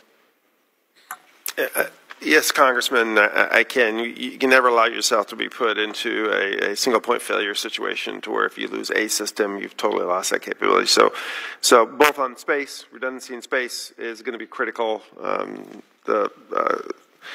General Saltzman talked a little bit about that earlier, so that's going to be important. But also, a mix between the different domains is going to be critical going forward, and that is something we intend to continue. It's always a balance, right? You're never going to be able to afford everything. As was mentioned, we have a lot of modernization going on simultaneously across the department. So never going to be able to necessarily afford everything you'd like, but it is important to make sure that you are not, single-point failure on these critical capabilities. Thanks so much. Last week I had a great visit to Edwards Air Force Base, which is just north of my district in the 412 Test Wing. And just on the point that represented, by the way, you've got an incredible team out there. They're doing incredible work. And General Alvin, we're grateful for the great support you've made to them. Just on the point, minor point, but on the point that Representative Elfreth made about energy storage, they have a huge private solar installation on that base territory. And if you could just provide a little linkage and solar local storage, I think you could make Edwards ensure that it's keep operating through potential natural and man-made disruption. So something to think about for the future. And with that, I yield back. Thanks so much. Gentleman yields back. Chair, and I recognize the gentleman from Guam, Mr. Moylan. Thank you, Mr. Chairman, and to our distinguished witnesses, thank you for your leadership and joining us here today. General Alvin, given the recent reports of unsafe and substandard conditions in unaccompanied housing on Guam, what steps is the department taking in the FY26 budget to address these deficiencies and ensure habitability of our service members?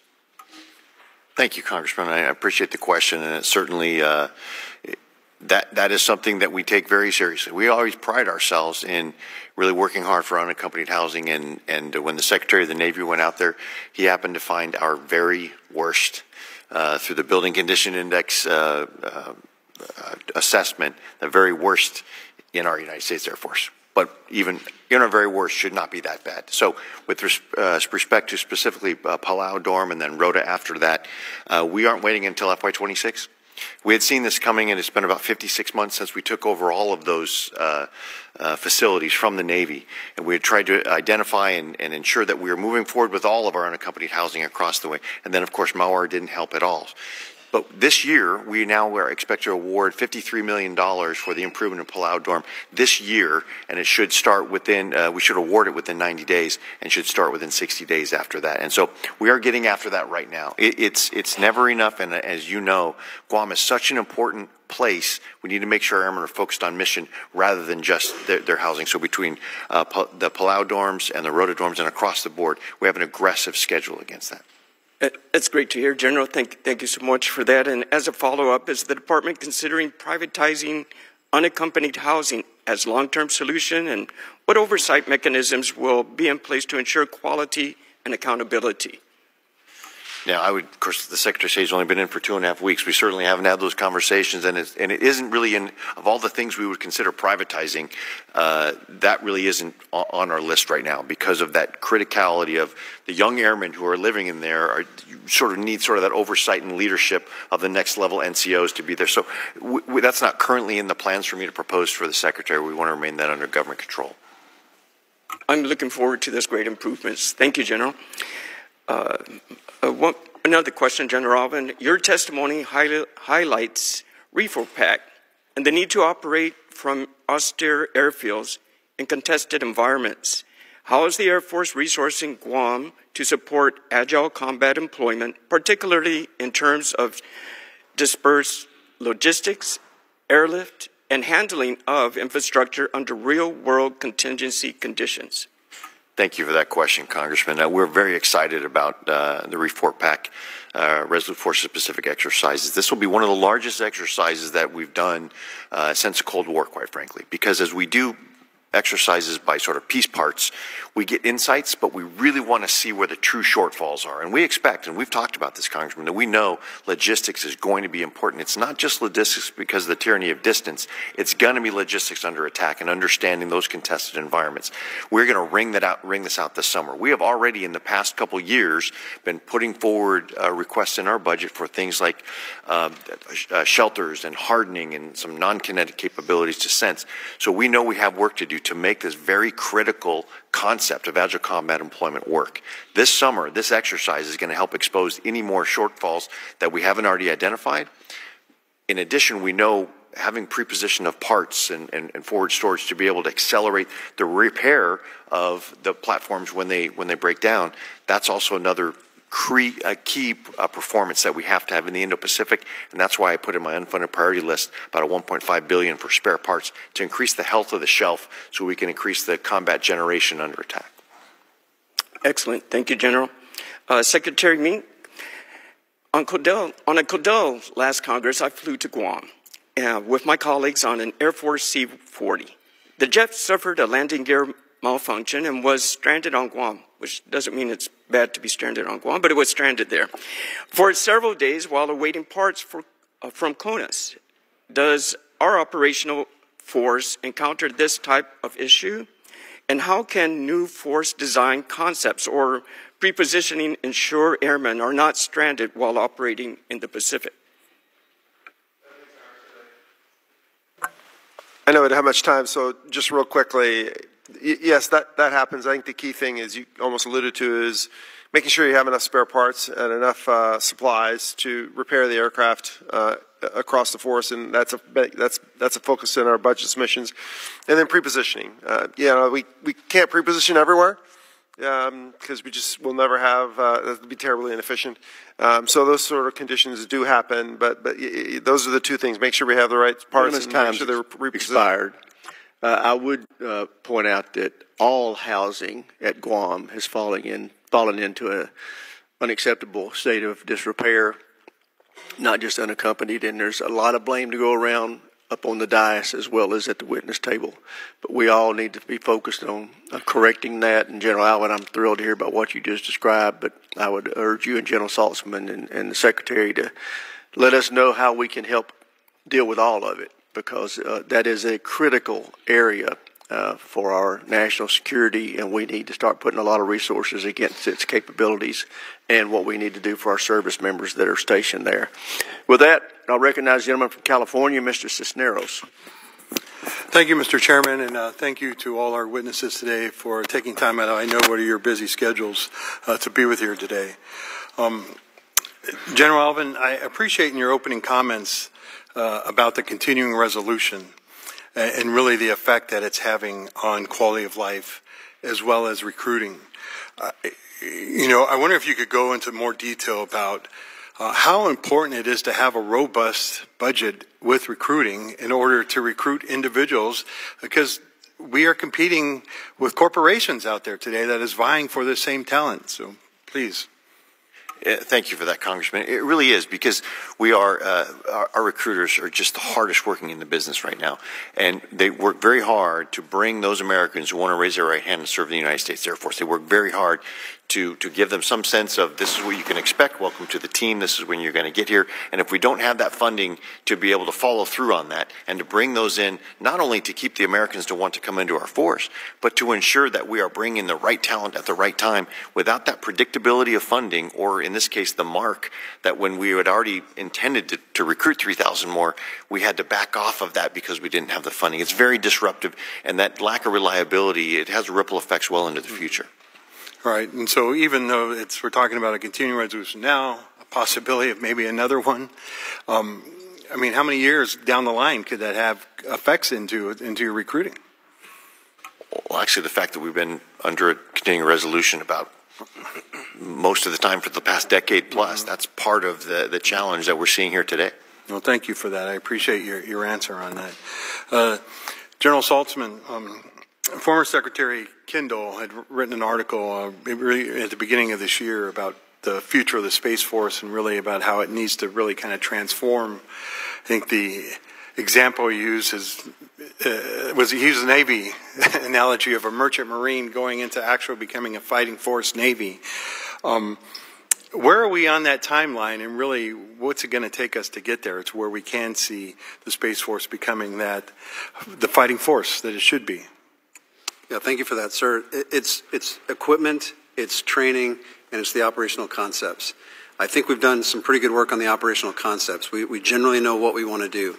Acquisition of the equipment is a little longer lead item, but I feel good about the protection assets that we put in place in terms of resiliency, and now we've got good plans in place to put together the counter space capabilities that convert us to the Navy, not the Merchant Marine. Mm-hmm. And then training, modeling and simulation, range assets, high-fidelity simulators to train our people to make sure that they practice the tactics that are going to be necessary. All of those are coming together. We'll have to grow a little bit as a force as we bring new capabilities on, new missions on, but I think we're well along our way to that evolution. And as, all the services still do space. They're still in the space game there, but as the Space Force grows and becomes, larger, and is it taking over more of these roles to where now it'll be Space Force will kind of be there, or will it be more of a working together with the other services to kind of oversee their missions as well? Well, thank you for that, because it came up a little earlier too, and I think General Alvin would agree with me. When we think about our missions and how we're going to perform the missions, the last question we ask is which domain should we use? First, it's about what are the threats, what are the capabilities, what's required of us to be survivable to create the effects we want. You can get to where should this platform be located? Is it an airborne platform? You can get to that, but that's not our starting point. And so I see all of our challenges as all domain challenges. Some of those will play out in space. Some of those, I rely on maritime capability to do the counter space missions. So it's an all domain effort now in this networked environment. The modern battlefield doesn't just restrict itself to one domain or another. All right, thank you for that. Mr. Secretary, you commented earlier about the Qatari 747, about $250 million, $250 million to retrofit it. But in that estimate that you gave to kind of modernize it or to bring it up to standards to meet the President's needs, did that also consider what it's going to take to go through that and make sure that that aircraft hasn't been compromised? Because as soon as I heard about this in the news, if I was the CPC, I would be trying to get somebody on there, bugging it, doing whatever they can. So how are we going to make sure that the aircraft was not compromised? So thanks, Congressman. First off, I didn't say $250 million. And we can talk more details in a different environment about what needs to go on there. But part of upgrading it is essentially doing a deep sweep to make sure that there's no counterintelligence threats on the platform. Gentleman's time's expired. Chair, now recognize the gentleman from Texas, Mr. Jackson. Thank you, Mr. Chairman, and thank you to our witnesses for being here today. I have three real quick questions I'm going to try to ask for General Alvin and for the Secretary, all related to Sheppard Air Force Base. But start with one of my early achievements as a member of Congress was back in 2021 when I was successful in getting the new Child Development Center at Sheppard Air Force Base funded and authorized years ahead of its schedule. Shortly after breaking ground in 2023, however, construction crews identified asbestos in the ground and the project has still yet to be completed. I'm concerned the Department of the Air Force has not been aggressive enough in resolving these types of issues. Mr. Secretary and General Alvin, how are we addressing delays for projects like the CDC at Sheppard? Would both of you please commit to ensuring that this project can stay on track if at all possible and we can deliver this critical support that we need for our families at Sheppard? Absolutely, I can commit, and I can commit to proposing to the Secretary that we put the right funding against it. The remediation should be complete by October, get us back on track. We understand this is one of those, that discovery. The last thing we want to do, though, is put a CDC where there's lead and it harm to the children. So we wanted to make sure that entire environment is fully cleaned up, and so by October 25, we should be able to have the remediation and get back on track. Yes, sir, I understand that, and I appreciate that, Mr. Secretary. Yeah, I think we're expecting, if it by the end of the year get it cleaned up, get it going, I think we're looking at like 28 to have it complete. Thank you. I appreciate that. And if there's any opportunity to expedite things after that to make up for some of the lost time, I think we should do that. Thank you. I appreciate it. Another question here. Across the aircraft fleets in the U.S., Air Force inventory pilot training is foundational to our readiness. As the service continues to struggle with the pilot shortage, I'm also concerned about the delayed acquisition of the T-7, which is further constraining pilot training pipeline. Despite announcements earlier this year that the program may achieve an accelerated initial operational capability, there's been limited information about whether this will translate into expedited deliveries. General Alvin, would you provide an update on the T-7 timeline and what these delays mean for the Air Force's ability to train our pilots? What actions has the Department taken to expedite delivery of these platforms? And when could we expect delivery at Sheppard Air Force Base in particular? Yeah, Congressman, we can give you the current understanding of the laydown of the order and the sequence and the timing. It still is for Sheppard. I'll go to the last question first. Right now, it's about 7 years from now for finally. However, that can be accelerated. And here's what we've done to accelerate that. We have taken some of the articles that were going to be production articles and we put them into tests. We've accelerated the number of T-7 platforms that are in test. Now, we've completed 140 flights. 67 of them were in all of last year. Already this year, we've made up the other ground. So we are accelerating the test. And as a test pilot, I've been checking in with it quite often, and the airplane is performing phenomenally. So we're trying to buy down the risk as fast as we can. If when we put the more platforms in, we can accelerate and move it to less by buying down the test risk, we're ready to do that. Because you know, Congressman, the T-38s are operating great, but those J-85 engines and all those challenges are things we don't want to contend with into the next decade. So we're stepping through and making sure that the MILCON is lined up associated with all the funding. And with Shepard, of course, we have its crown jewel. It's got the Euro-NATO piece, and so which means they all get a say in when funding goes in to do the MILCON. And so we want to make sure we don't get ahead of that, make promises that our international partners, we have to put money against that we have to renege on. So we want to make sure we have confidence in that and buy down the test risk as we lay out the actual production and the delivery capability across.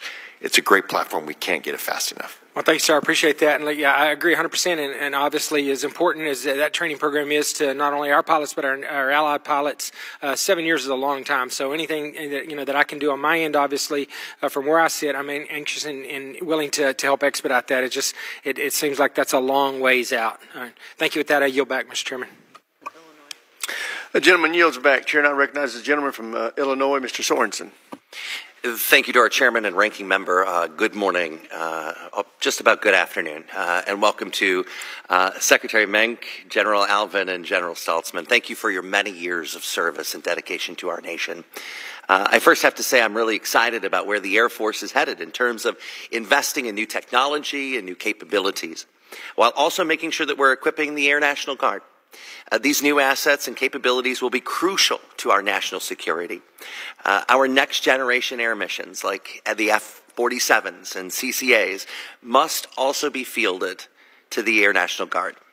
I proudly represent the heart of Illinois, home to the 182nd Airlift Wing in Peoria. As you all are well aware, they are the gold standard for Air National Guard service. And I know I speak for everyone back home when I say that we're so excited to welcome the C-130J model to our airports and our airspace. The 182nd Wing is exemplary, and I'm proud to support their work. Doing the crucial work that many of our neighbors, my neighbors, are doing, Title V employees at the Peoria Air National Guard. Like so many of my colleagues here in the committee, I'm troubled why Donald Trump's administration thinks that cuts to the defense workforce are a good idea. This drain of expertise is detrimental at a time when we should be improving our readiness to meet the challenges of today and tomorrow. I'm concerned about what the loss of Title V civilian employees at our Air National Guard bases across the country and what it means for overall readiness. To the Secretary, could you explain how the loss of these employees in Air National Guard will impact our missions, but how should other federal workers feel?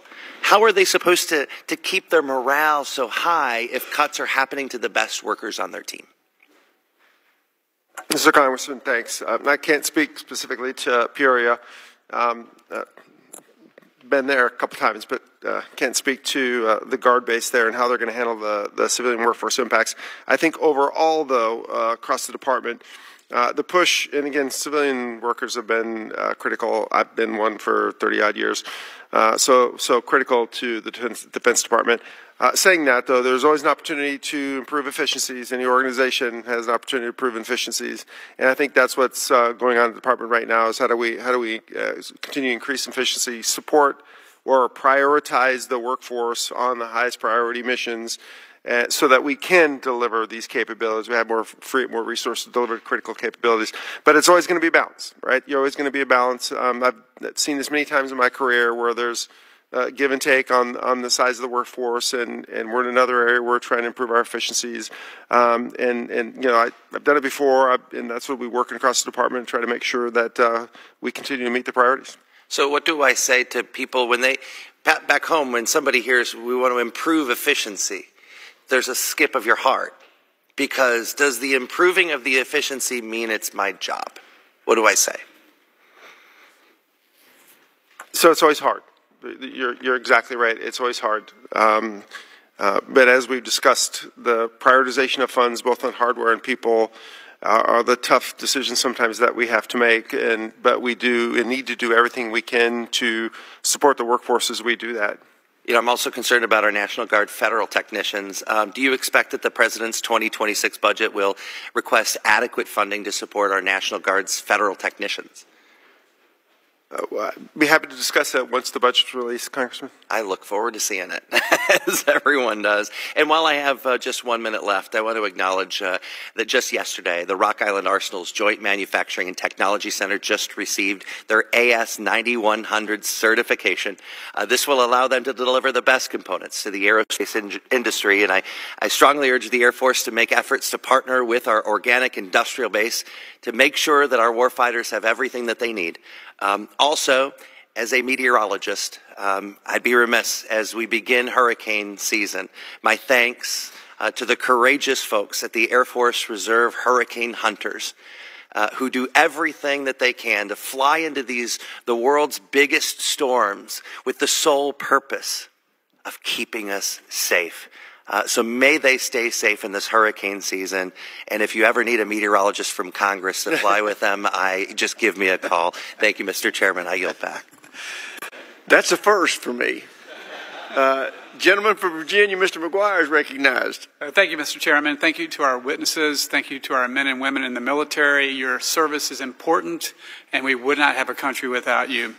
I want to make a couple of statements before I get into questions. I have a resolution I'm working on. It's H.R. 3478. I asked the witnesses to write that down, H.R. 3478. It's the Manned Aircraft Clarification Act. There are many reasons why Langley and other places didn't engage drones. I'm sure you know some of that I don't know. But I believe a lot of the hesitation was an advisory put out by the DOJ in 2020. So the Manned Aircraft Clarification Act, H.R. 3478, will take care of almost all of the SLTT problems and almost all of the DOT problems. And I know you guys have got actual ways of shooting them down. Now, my wife and I were with our church in Israel about 3 years ago on a mountain looking into a valley, and we saw F-35s come in and landing and then disappearing underground, kind of like an aircraft carrier. I'm sure that would be super expensive, but we're looking at what happened in Russia. I'm sure you guys would consider that and other options. All right, now to the questions. Secretary Mink, I think I heard one of you say earlier that new missions require new resources. The Air Force continues to prioritize modernization across its missile enterprise, including next generation missiles, propulsion, advanced tactical and air defense systems, space launch, and nuclear modernization, all of which depend on solid rocket motors. Concerns have been voiced about the domestic supply chain and increasing domestic demand signals for these critical Air Force needs. How is the Air Force working to ensure a stable and competitive domestic supply of solid rocket motors to meet program requirements, to include addressing current industrial base constraints and production bottlenecks? So, Congressman, thanks for the question. I'm not sure I can speak to the overall approach. I'll ask General Alvin for help on that. I know we've seen a couple of challenges, particularly in some of the actually in some of our launch programs and other programs. There's been some challenges with the solid rocket motors that are being addressed right now. But for the overall, particularly in the missile category, I'll turn General Alvin. Actually, nothing to add systemically across the board, but with each, the integration has always been the challenge, and making sure that we have the right capability on those. But we can take that one for the record and see if there's anything more. Sure. Has the Air Force considered supporting campus-style solid rocket motor production models that would leverage proven private sector expertise, co-located manufacturing? I went and toured Starbase in Texas, and they've got this campus-style, everything's all in one spot. So I'd ask that you guys consider that. All right, General Saltzman, President Trump's Golden Dome executive order calls for development and deployment of non-kinetic capabilities to augment the kinetic defeat of advanced cruise missiles. Some of these capabilities include lasers and particle beam weapons technologies, which require a large amount of power to operate. I'd expect the Space Force to fully explore deploying these capabilities to their interceptor architecture. Since I've entered Congress, I've been a big proponent of deploying advanced nuclear reactor technology like small modular reactors and micro nuclear reactors on orbit and micro reactors in orbit. Nuclear energy has 1,000 times the power density of solar and will power not just lasers but our communications and data collections as well. So is the Space Force looking into the adoption of nuclear technology into our next generation space architecture? Well, first and foremost, I can tell you that we are looking into directed energy. We see this the same way you do. This is a very promising technology that we have to explore. If you don't mind, I'd like to talk to you maybe in a different environment about the things that we are doing and see if there is room for that. We'll have to take that for the record. I'm not tracking anything specific. That sounds great. And then Secretary Menk and General Alvin, what is the Air Force strategy to store and transport a large stockpile of CCAs? How are you coordinate your efforts with the U.S. Transportation Command? Yeah, thank you for that question, Congressman, because the beauty of what we're doing right now, we are still having the CCAs be developed in a prototype part of its life cycle. At the same time, we are standing up an experimental operations unit. So as we understand the platform, we understand the autonomy, we're looking into how we intend to actually employ, sustain, maintain them, and that will drive our operational concepts as to whether they are some are forward positioned or whether they're forward deployed or whether they're stored here. That is work that is ongoing, but that is front of mind for our experimental operations units, understanding how to make sure that we take on this capability as the game changer that it really is. Well, thank you very much. I yield back my time. Gentleman yields back. Chair now recognizes the gentleman from North Carolina who almost has good barbecue. There you go. Mr. Davis. Thank you for acknowledging that, Mr. Chair. Mr. Secretary, congratulations on your recent appointment. And actually, I really look forward to working with you, so congratulations to you.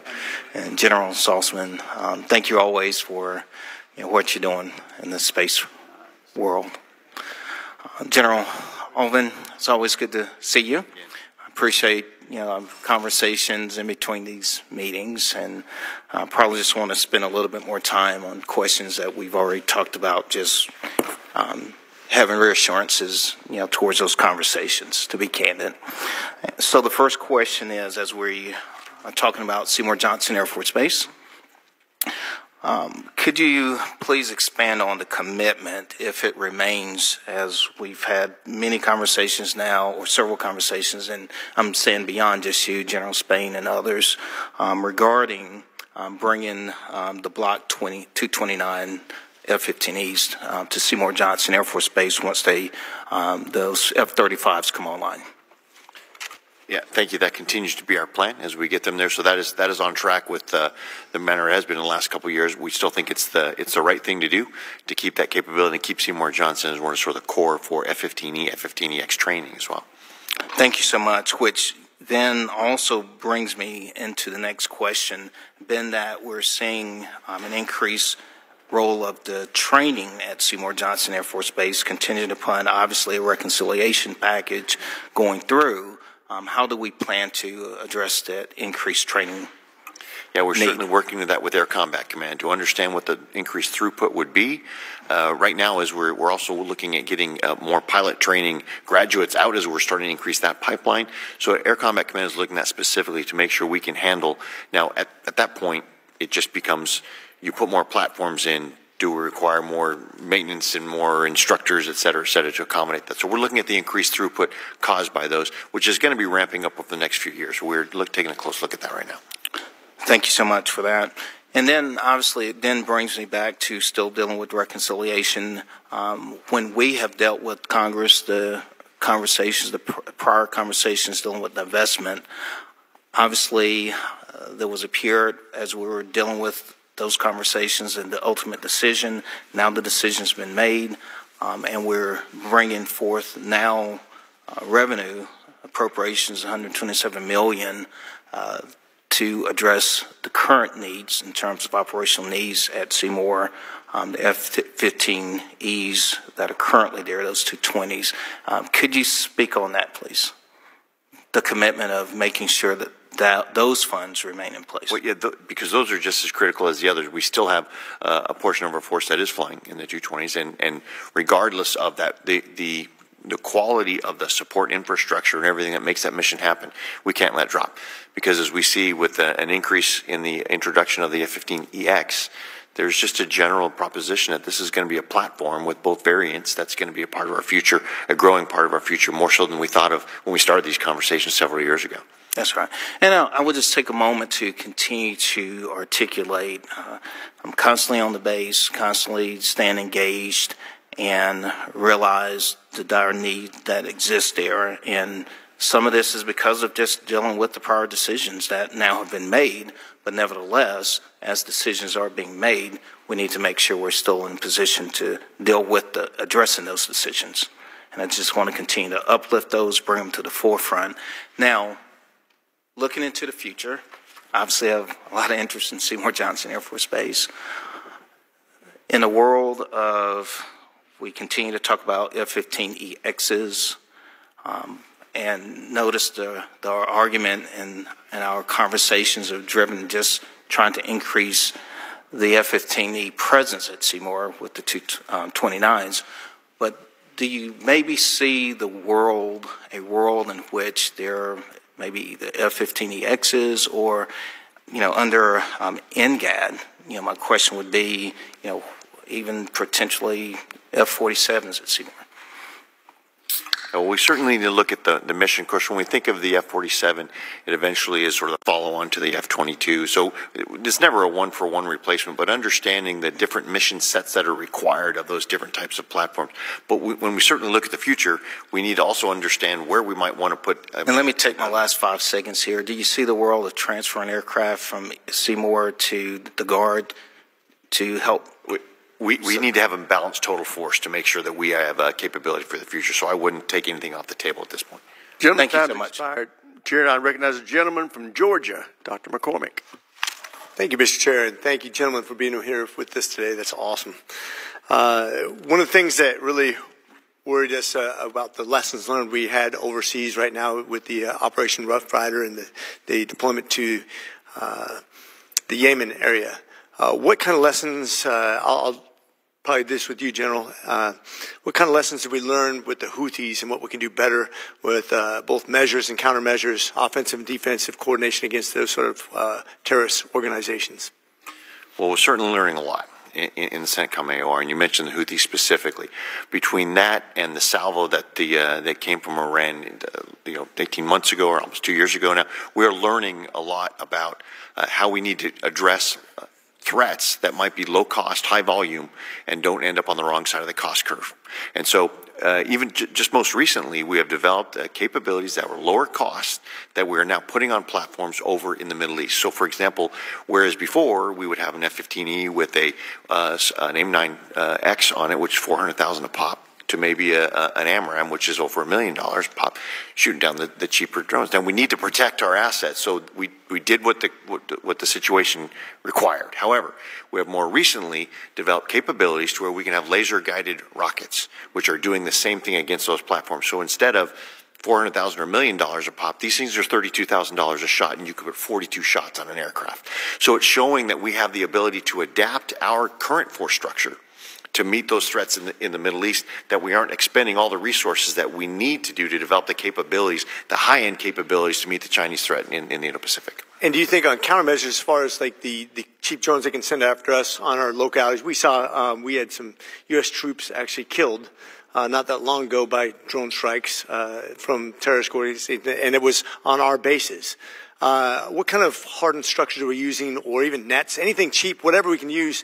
Are we looking at some things that are realistically going to be deployed against these things that are very difficult to go after mass-wise? We are, and in fact, within CENTCOM, and I'm speaking for the Air Force bases. Of course, this was at Al Saad, but in the Air Force bases, I was in one of the bases here over Christmas time, and they are using these stitching together the various counter-UAS systems. But rethinking, this is not only just the capabilities, it has to be the operational concepts on how to defend a base in a way we hadn't thought about, because they'd been uncontested for 25, 30 years. So now having a unit train ahead of time to know how to defend the base and go in and preserve that installation and the force generation that it provides is absolutely key. I think we're making some progress on that. It's not only the capabilities, it's the units that are trained to go over there and fight, but they're trained ahead of time as units. Those things are key. Perfect. And Mr. Secretary, I know one of the things that we talked about, AI predictability and maintenance, and we talked, the chair talked about our ability to stay up above 60%, especially with aircraft on the pilot. And I know that when you have a bunch of aircraft that are down because we didn't predict it appropriately, it puts us at a disadvantage. Some of the readiness rates are really poor, obviously. We're using AI predictive models to get on top of that. We are. There's been a number of efforts to start doing that, and I think that's going to help. But I also think even over the years, because of budget pressures, we've squeezed that, and even though we knew we were squeezing it. So we really didn't take advanced predictive models to know that we were actually squeezing it.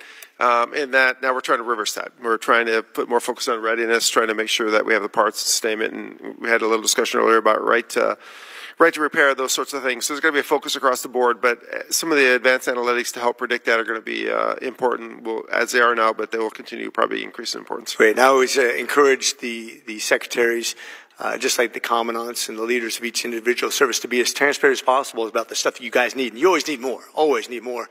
I remember when General Krulak was the only general out of the service commanders that really said, hey, we need more, we're suffering. And then when everything started falling apart, they're like, only one general told us we needed more. The chair has been very open and honest about the fact that we need more investment in our military. So just be very aggressive on that. We'll receive that well, I think. Final question. Now, this doesn't really apply to the Space Force because you guys are brand new, but we can see a lot of legacy systems that aren't benefiting all the services. The Marine Corps is trying to shed some of those things that we don't use for the next war, not the last war. And there is some protectionism in Congress, I think, on systems. And I think the last recent Futures Command analysis of the Air Force is like 30% of your assets really aren't futuristic. They're not thinking about the next war. They're thinking about the last war. Maybe they're protectionist from the standpoint of people have things produced in their districts. I would love to see you identify stuff. We can replant those things with the futuristic, cheaper, better stuff that we use in the future. I hope you'll work with us to identify those things that we don't need anymore. It's okay. Work with us in Congress. We'll help you collectively. Gentleman's time's expired. Chair, now I recognize the gentleman from California, Mr. Tran. Thank you, Mr. Chairman, Secretary Mink, General Saltzman, General Alvin. Thank you all for your service and for your testimony today. As you know, the Space Development Agency was created to drive innovation and field capabilities rapidly, but as the SDA transitions further into the Space Force, there are uncertainties about maintaining its agility and unique acquisition model. Recently, there have been rumors suggesting that SDA's Tranche 2 and Tranche 3 transport layers are facing termination within the current 2026 DoD budget in favor of MILNET. As you know, SDA's transport layer is the only direct-to-platform constellation in development. The alternative currently does not have a direct-to-platform capability and is optimized for high data rate transfer to ground stations and then dissemination of data. SDA's transport layer provides essential low-latency communication that reaches the tactical edge. Transport is the only proven Link 16 capability in space. With transport's Link 16 capabilities will not exist for at least 3 years.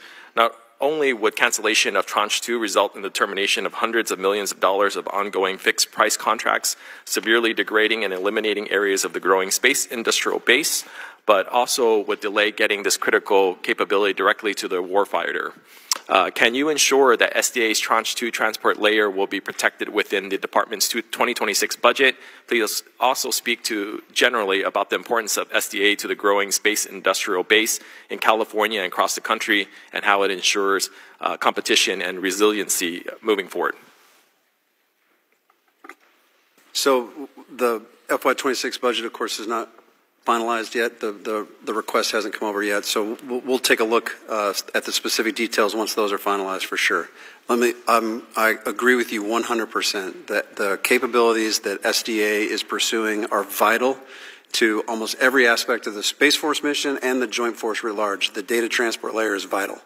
And the capabilities that we're delivering in Tranche 2 in particular are key to that success.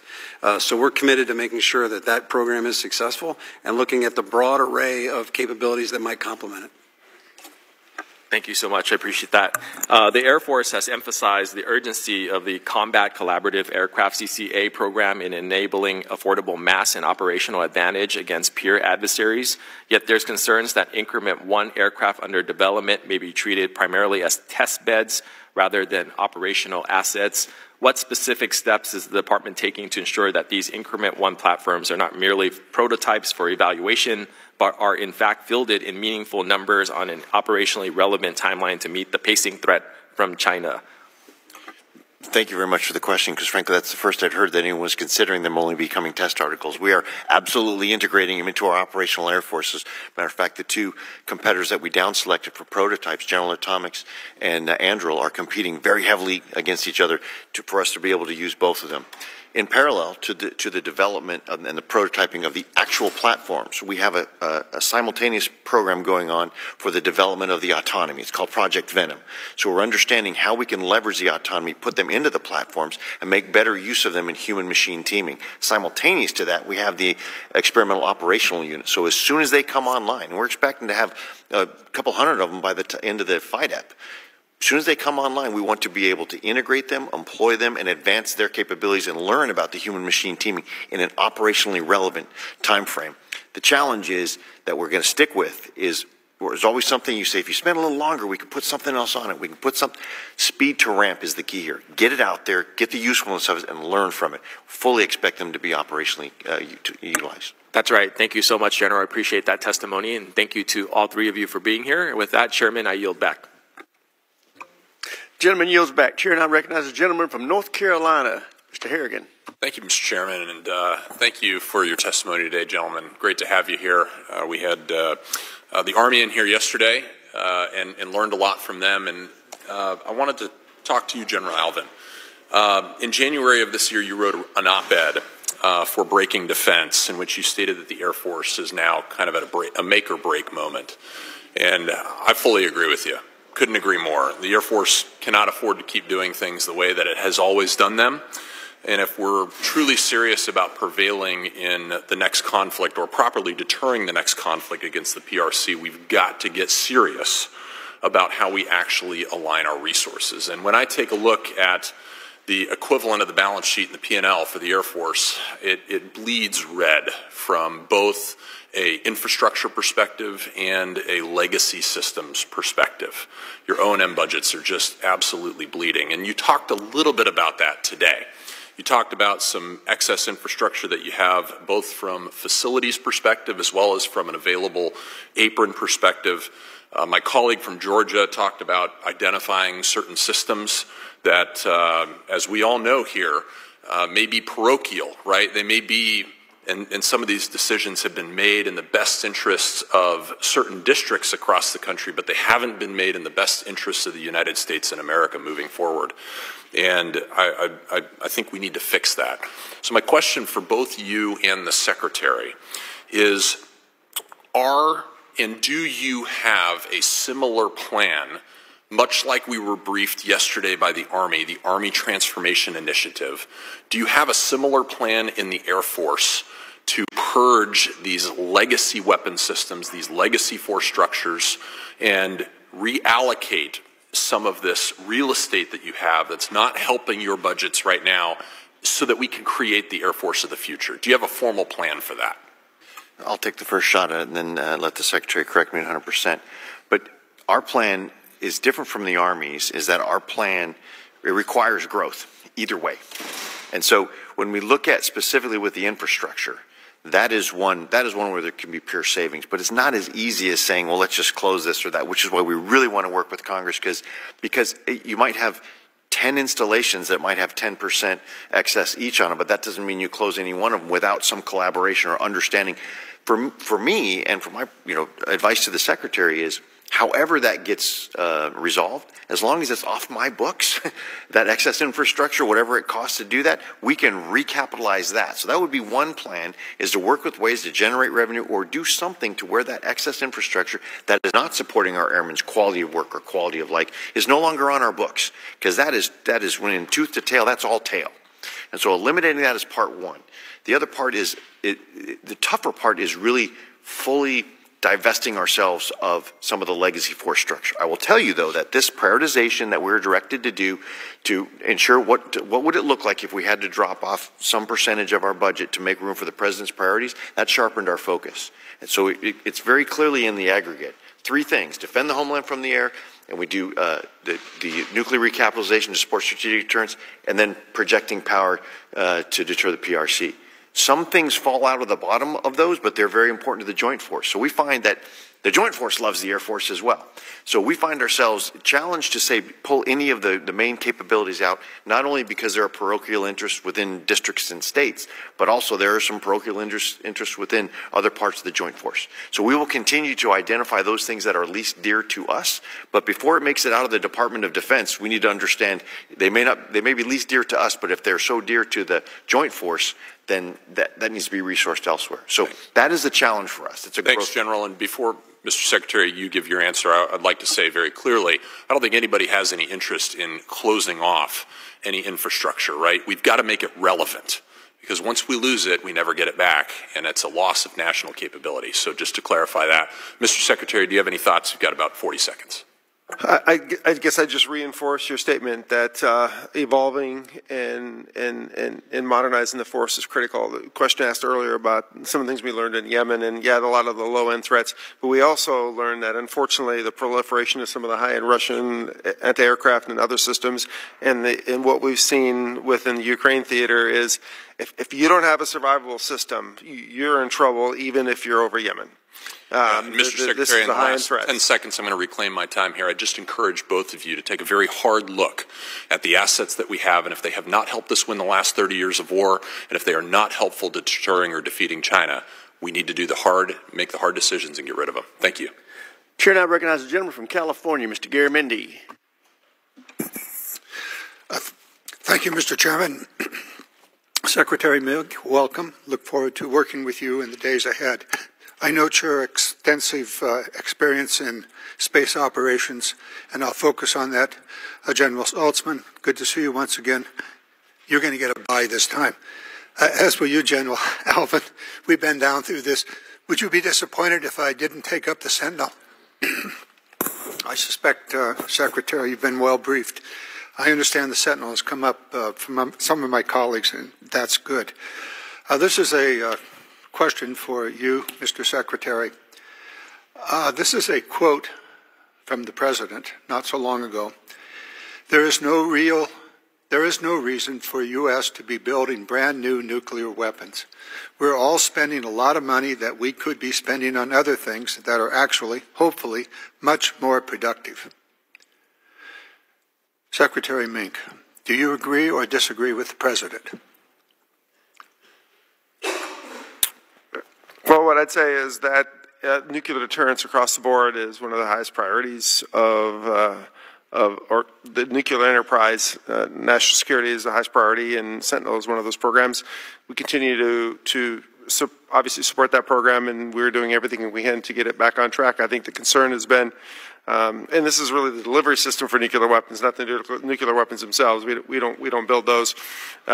This is the delivery systems, and just the fact that we need to modernize, given the age of the Minuteman III, is critical, as well as some additional capability we need to operate in the future environment that we could talk about in more detail in a separate environment.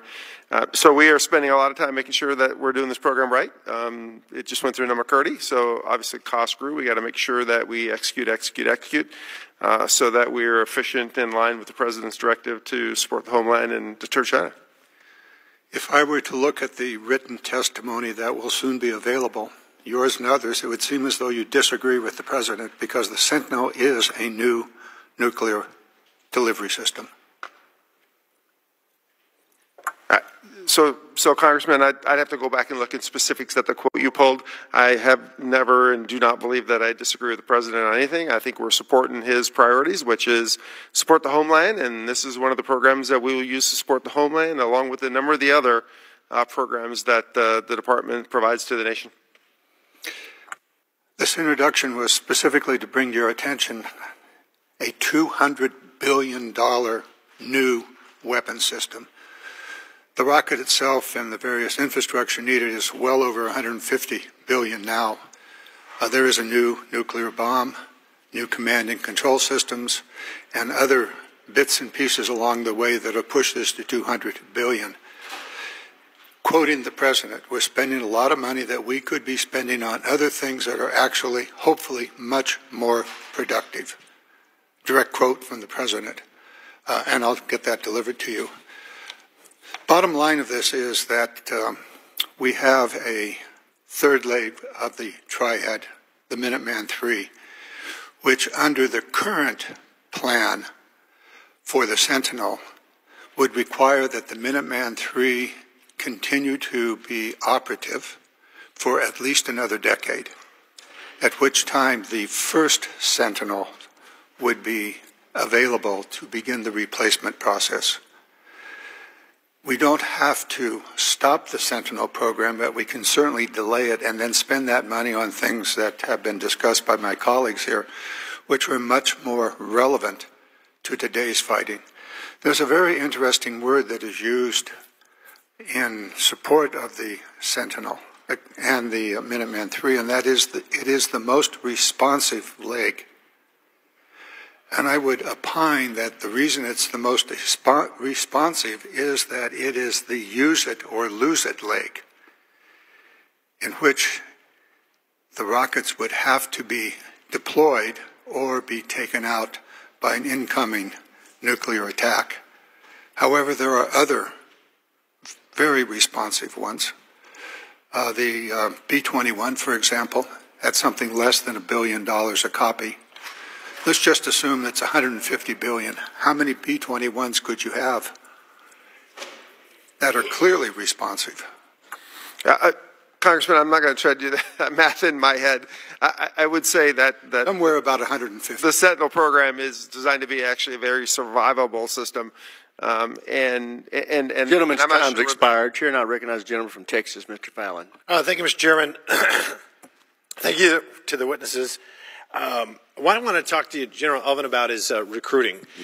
We had the posturing on the Army, and literally when the Secretary of the Army mentioned that they had hit their goals, I cheered, and other members of this committee did, because we were in a crisis mode year over year. It's one thing to miss your recruiting goals in a given year, but when you're doing it year over year, 3, 4, 5 in a row, then it gets to be crisis. So if you could talk to us a little bit about where we are with recruiting with the Air Force, why you think it turned around. What I would also encourage you to do, and the Secretary as well, is let's find out the reasons. Everybody has their suppositions and maybe expectations as to why, but I'd really like to figure out why people are now joining so we can then replicate it and continue on, if you could expound. Thank you very much, and I'm going to be very brief because I could go on for an hour with you. Maybe I'll come in and see you afterwards. I would say, first of all, I love the way you characterize it, crisis versus a challenge. The Air Force only had 1 year we didn't make it. Okay. We've only had 1 year that we didn't meet our recruiting goals. Since then we have.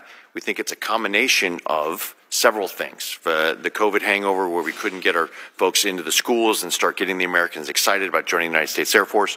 We also had certain maybe outdated policies. We also had this sort of mix-in of the new medical system by which you evaluated people's ability to join, and that caused some bottlenecks in the time between when you got the contact, or as the Marines say, contact to contract. That sort of mucked up that for a little while. All those things came together, but fundamentally we think it's several things. It's also a unifying focus, focusing on the threat, focusing on the warrior ethos. All of these things come together. And as we do that, we want to ensure, to your point, Congressman, to your point, we want to ensure the things that we are doing different. We want to track in a longitudinal study format to see year over year, are those the recruits, the ones that are staying, the ones that are performing? So we're doing that analysis. We are confident with good shoe leather, good IT support for our recruiting, it'll continue to get more contacts out there, and that's the key. In general, roughly, what's the number when you talk Air Guard, Reserve, and Active on a year-over-year basis? What are we looking at? Well, roughly. On the active side, we look for about 31,000. Okay. It was the goal for our enlisted recruiting, and on the Guard side, it's closer to. I want to make sure I got it right. Guard and Reserve total. Well, on the Guard side, I think it's 6,000, and the Reserve is 4,000. I will get you. Okay, so roughly 40. Okay, thank you. And then, are we making real quickly, because I want to move on a couple other things. For those that qualify in every other regard, but they have maybe some physically they're not quite up to mark. Are we having? Are we doing anything special for them? We are still holding them to the same standard. Okay. To get there. But we're not, like, if they miss, I think one of the other branches is putting them through another month of prep. They're not kicking them back. We haven't had to do that. You haven't had to do that. Okay. Thank you. As far as, Mr. Secretary, with, I'm sorry, General Saltzman, with cyber, tomorrow is going to be more important than it is today, and furthermore, how are we attracting folks to serve in cyber because it is set with specificity, and maybe not just with the military, maybe on the civilian side? And how are we training them, and how are we retaining them? And then what can we do in Congress to give you the tools to get these very critical people in the future, today and in the future? We've had a lot of luck with recruiting. There's a lot of interest in coming in and learning cyber techniques and cyber capabilities in the military, and we're taking advantage of that, certainly. We rely on the Air Force training pipeline to train our enlisted cadre with regards to cyber, and we're almost uniquely, wholly committed to cyber mission defense, meaning we're not protecting our unclassified networks, our administrative networks. We're focused on just the weapon systems and those mission networks. So we have a smaller cyber force dedicated to just that mission network protection.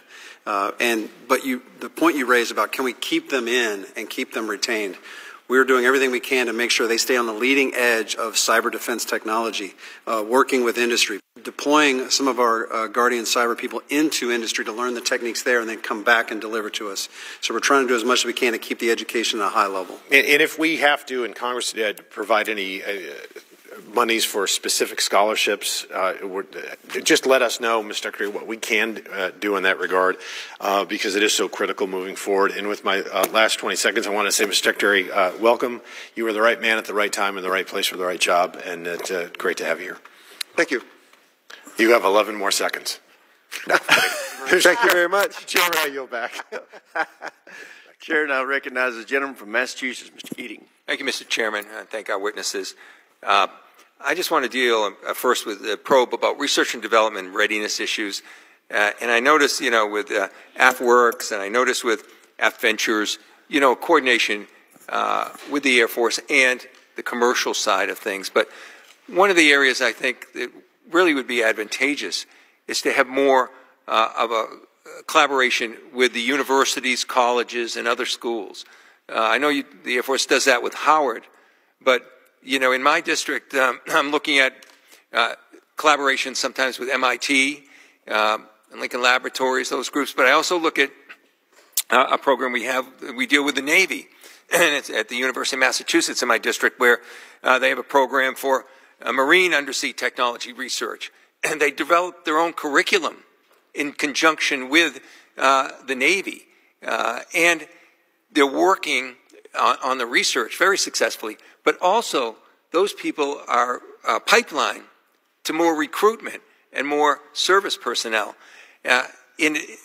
Elsewhere in my district, there's community college working on avionics.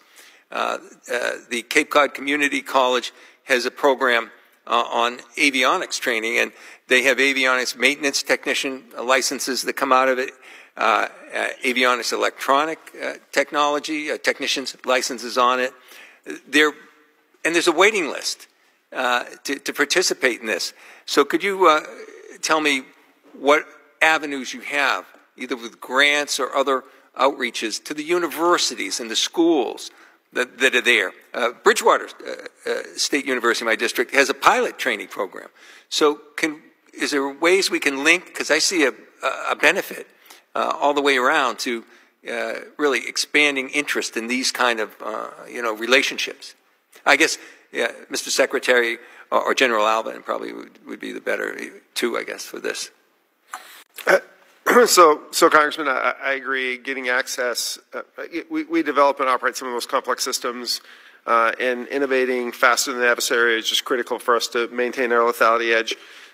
Access to the technical skills within the U.S., not just industry, but at universities is important. One of the things, interestingly, just yesterday, I had a conversation about how we might make it easier to get access to some of that technical skills. Sometimes it takes a while for us to set up agreements with universities. Is there a way we can standardize that? Well, the Navy, for instance, has a grant. Yeah, maybe we can make it a little bit easier for us to get access and more flexible for us to get access to that talent. So I think it's important, and that's something that I will continue. Yeah, I think it's not just research, but it's a pipeline to recruitment. Oh, sure. Once you get access and trained recruitment too. They're already trained. Yeah, one of the best ways to maintain and get people to stay in the service is keep them interested. And one of the ways to get them into the service is to get them interested through university programs like that. Well, thank you. I just have a little over a minute left, and I just wanted to just touch on one issue. We've done a lot of discussions about morale from the bottom up. Can you discuss, I have some concerns for morale from the top down on our branches. How important is it to have that strong morale at the top of the chain of command?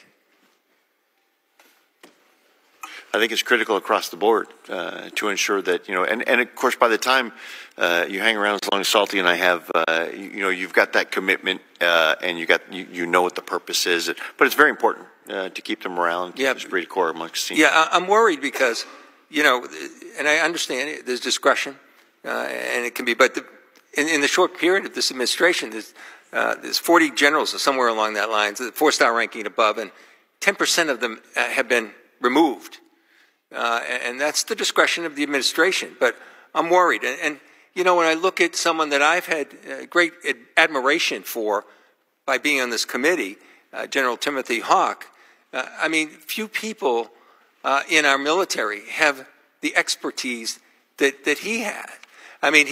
He's got the cyber expertise unmatched, I think, among many, and the technical intel that goes with that. He's an extraordinary resource. And he was removed without cause, even though he served 4 presidents. He was removed without cause, and the rumors were, or the reports were, the only reason was a conspiracy theorist for 9/11, Laura Loomer. So I am worried if this continues for morale from the top down, and I yield back. Gentleman yields back. Chair, and I recognize the gentleman from Georgia, Mr. Scott. Thank you, Mr. Chairman. Secretary Mink, the Robins Air Force Base, Robins Air Logistics Complex is a critical logistics depot maintenance part of the United States Air Force. I'd love for you to come down and visit Robins and accompany you there, as well as Moody, where we look forward to accepting the F-35. Can you confirm that the U.S. Air Force is still committed to a 3-depot strategy? Yes, Congressman, I can confirm that, and looking forward to coming for a visit. And Robins is critical infrastructure. Yes, sir. As the Air Force, as other branches, continue to divest older equipment, non-survivable equipment, I want to speak specifically to ISR. So we're getting rid of a lot of airborne ISR. How are you going to handle the demand for the ISR services that the combatant commanders need? How are we going to task that with the drawdowns? Hey, Congressman, that's always, you ask any combatant commander, they're always looking for more theater ISR. And they say ISR, when you think about it, intelligence is an outcome, SNR, surveillance and reconnaissance is a mission. They really want that situational awareness to help them make decisions. That's what it is. Historically, it's come through platforms. And so that's what they say, I need the theater ISR. They really need some of those decision support mechanisms. And so as we move from some of that that's been manned to some of that that's been unmanned, some of that's been an airborne layer, now some of that's going to go to space. Some of it has been evolving with open source intelligence fusion. So I think we need to be creative about understanding what is the capability you need rather than the platform you need. And as they do desire the platforms in any one domain or another, then we're going to have to manage those scarce resources as we evolve to those things that we've used in the past because we've had more permissive environments to those things that will be survivable in the most contested environment. I agree with you on that. I would also tell you, though, that we have the Western Hemisphere. We have large areas of Africa that we do have systems that are capable of operating in those areas, and we're drawing down those systems in the belief that we're going to have other systems. And I do worry that we draw down faster than we put up. And when it comes to carrying out the mission, we're collecting a tremendous amount of data in the new platforms. That data has to be processed and turned into information to carry out the mission on the ground. And so there are a lot of steps there, and we have to get every one of them right, because any missing link, causes a problem for, the troops that are carrying out the mission on the ground. One last question: the training ranges. This was brought up during the confirmation hearing of General Kane. He highlighted how the training ranges are inadequate to prepare both air and space forces for our modern adversaries. How do you intend to better incorporate low-cost electronic warfare targets and decoys to better replicate near-peer adversaries? Thank you, Congressman. I can let General Saltzman speak to the space side. But on the air side, obviously, the Nevada Test and Training Range and Jay Park out up in Alaska and in the Pacific are the primary ones that we want to ensure we're paced for the high-end threat. To the extent that we can bring up the other ranges, we will do so. But you made the right point, which these threat emitters are the ones that can replicate better than they have been able to do in the past to get better training on those ranges. Those low and mid-cost threat emitters are the key. And as we do that, we also need to look into the procurement of those emitters, just like we're doing everything else. Think about open systems, modular architecture that allows us to take new technologies as a new characterization of threats changes, that we need to be able to adapt so the emitters that we have today aren't obsolete tomorrow. So those are the answer. You hit the answer. Getting more of those emitters, putting them on the ranges, and being able to exercise them is going to be the key going forward. And that's our path. General Saltzman, briefly. Yes, sir. I would just add to that we're investing heavily in digital ranges to make sure that the operators have the threat replication to practice their tactics. But we're also looking at on-orbit capabilities, both for live test as well as training, to make sure we get live data to better build the models that go into our digital ranges. Gentlemen, thank you. Gentleman yields back. Chair now recognizes the gentleman from California, Mr. Carbajal. Thank you, Mr. Chair, and thank you to all the witnesses for being here today and your service. General Saltzman, as you know, the increased launch cadence at Vandenberg, which is in my district, has caused noise disturbance as the cadence of launches has increased. The number of constituent complaints have grown. Space is critical to our national security, and I'm one of the biggest supporters in Congress. But we need to get buy-in from the surrounding bases. The leadership at Vandenberg has been extremely helpful, I must say, in working with me and my team to find solutions, like changing launch windows and trajectories when possible to minimize sonic boom impacts to area residents. So I wanted to thank you for that. General Saltzman, do you think additional studies on sonic booms from launch would help us better understand how to minimize their impact on nearby communities?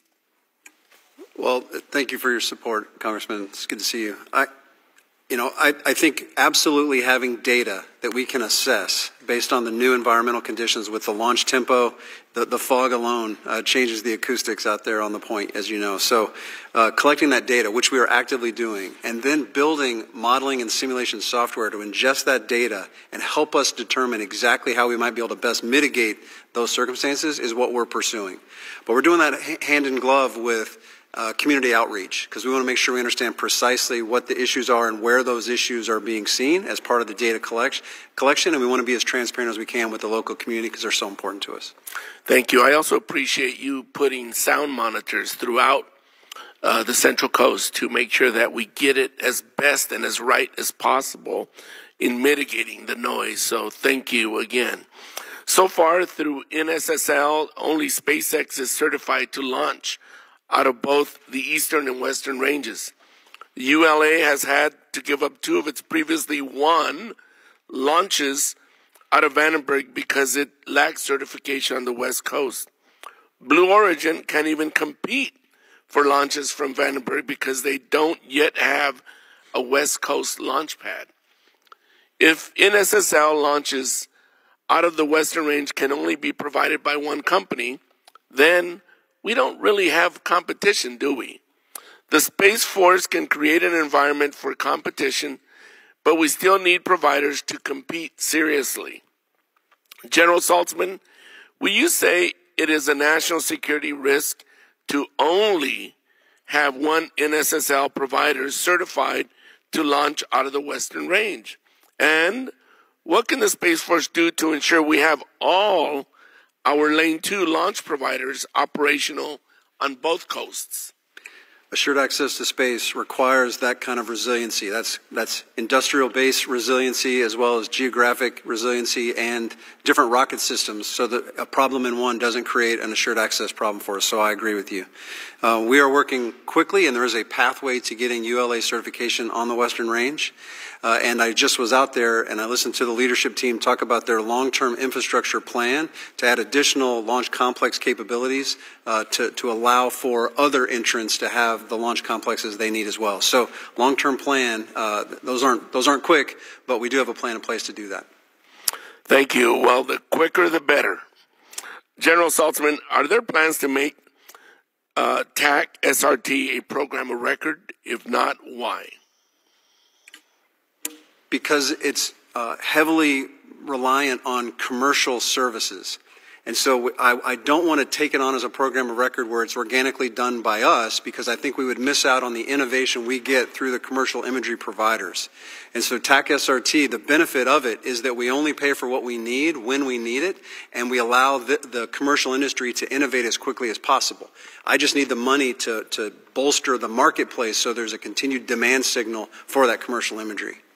Thank you. And my last question may not get to an answer, but General Saltzman, can you speak to the Space Force's commitment to the TAC-RS initiative, particularly how it plans to continue to support responsive space maneuvering for orbital warfare and space surveillance?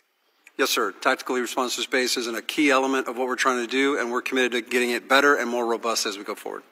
Thank you very much, Mr. Chairman. I yield back. Thank the gentleman from California. Chair, now recognize the gentleman from Indiana, Mr. Mismer. Thank you, Mr. Chairman, and thank you, witnesses, for being here today. General Saltzman, during an interview earlier this year, you stated that the Golden Dome would need a layered approach, with the Space Force playing a central role in this new initiative. How significant is a contribution of Space Force have from a space-based interceptor and space-based radar perspective? Yes, Congressman, we are central to that effort because there's going to be a sensor network that has to be space-enabled that will have to move the data quickly, which will have a space component to it as well. And then as mentioned in the executive order, that space-based interceptors is technology that we're pursuing. But it'll be a system of systems that's going to be more than just the Space Force to try to stitch together. Right, which leads to my next question. Have there been preliminary conversations on how the Space Force will contribute and integrate with other service branches? Absolutely. It's absolutely essential that we do. Okay. Secretary Mink and General Alvin, can you also comment on the Air Force contributions to the Golden Dome for American Initiative? Yeah, Congressman, again, as that plays out, we do believe that there's the air layer in there. So there's a sense of domain awareness that we have to do. We need to understand how we can support and integrate with the sensing and the capabilities that are coming from space to be able to either work with through C3 battle management, integrate that command and control with it, or be able to do the defensive interception of hypersonic and cruise missiles coming through the air domain and air layer. But they come through multi-domain, as General Saltzman mentions. We all look at this multi-domain. So my part of the United States Air Force is to ensure that we have those capabilities to integrate overall in the Golden Dome. Okay, thank you. Which kind of leads to my next question, General Alvin. During the Senate Armed Services Committee a few weeks ago, you stated that air and missile threats are evolving from both a speed and sophistication standpoint, hypersonics being one of the more significant new threats. How has the Air Force prepared for rapid innovation by Russia and China in their hypersonic programs? Yeah, so defending against hypersonics, and then there's creating our own hypersonics. I think you're alluding to the defense against hypersonics. This becomes more and more challenging, and we find that it's one of those, it's not just an Air Force-only problem. It is a joint force problem. Anytime you have fixed defenses or things that could be the target of those sort of hypersonics capabilities, ballistic or cruise missiles, this is a overall joint force challenge. And so we are looking at anything from the kinetic effectors to directed energy to the non-kinetic, understanding that these are threats we need to have a layered approach to, and the further out you can get after them, the better. And if you can actually get after them to where as they're seeking their targets, so through their long-range kill chain, you can interrupt that. We're looking at that as well. So we're trying to make sure that we aren't just fighting them from a point defense area. We're trying to fight them from as far away as possible. Further left of boom as possible, right? There you go. And does that obviously involves combining ground and satellite sensor systems? Absolutely, multi-domain, as General Saltzman has said many times. Okay, thank you. Secretary Mink, the Air Force's ability to project power through global strike and rapid mobility is critical. How is the Air Force integrating directed energy systems into its airlift and aerial refueling programs to protect these assets from drone threats during high-intensity conflicts? I believe what I can say at this level is that we are looking at directed energy across the spectrum for both protection and defense and offense. Okay, thank you. Secretary Mink, when President Trump recently spoke at Michigan's Selfridge Air National Guard Base, he stated that the United States Air Force will likely invest in the Guard to reinstate fighter wings. In my district, in the 8th District of Indiana, the 181st Fighter Wing transitioned in 2008 to the 181st Intelligence Wing. Bringing fighter capability back to Indiana is a priority of me and my district. What can Congress do to assist the Air Force in expediting the process of re-implementing fighter capabilities to former fighter wings? Let me take a start at it and then hand over to General Alvin for additional comments. So the biggest thing is support us in the production of the aircraft as we both grow all the way across from the F&EXs to the 35s, F-47 going forward. The more airplanes we have, which is what we need, the more opportunity there is. General Alvin, other comments? Absolutely. It's about the funding, and quite frankly, when we're looking at the overall capabilities, we sort of do need to squint into the future and long range and say the capacity as far as physical assets in the Air Force is going to be different in the future from what it is right now. So just trying to regurgitate to make sure we have capabilities at the same number of installations that we had before, I think is something we're going to need to be very careful about. We're so proud of what Indiana has done in the transition to that wing. I think it's very important. So it's an overall force structure where cyber and intel are gaining in importance. We want to make sure we just don't recreate what we had before. Gentleman's time's expired. Chair, and I recognize the gentleman from Missouri, Mr. Bell. First, I want to express my disappointment with the chair for recognizing North Carolina barbecue and not St. Louis and even Kansas City.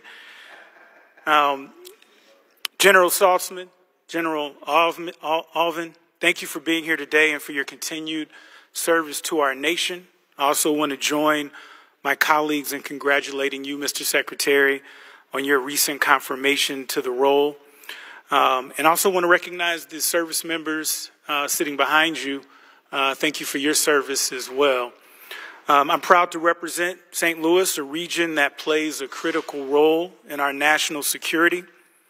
Every day, my constituents contribute to vital missions from intelligence work at the National Geospatial Intelligence Agency to sustaining global mobility at Scott Air Force Base just across the river, to advancing the capabilities of our warfighters through aerospace innovation and manufacturing.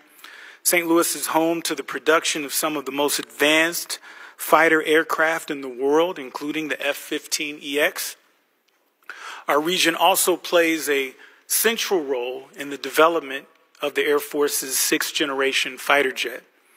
However, while these contributions are vital, we must also recognize that the same people building our national defense are facing severe challenges at home. Many are still recovering from the worst natural disaster to hit our region since the late 1950s. My constituents are dedicated Americans helping to defend our country not only in uniform, but through their work on our defense industrial base, who now need our support. We cannot overlook their needs, nor can we afford to weaken the very industrial base they sustain. That brings me to another crucial concern.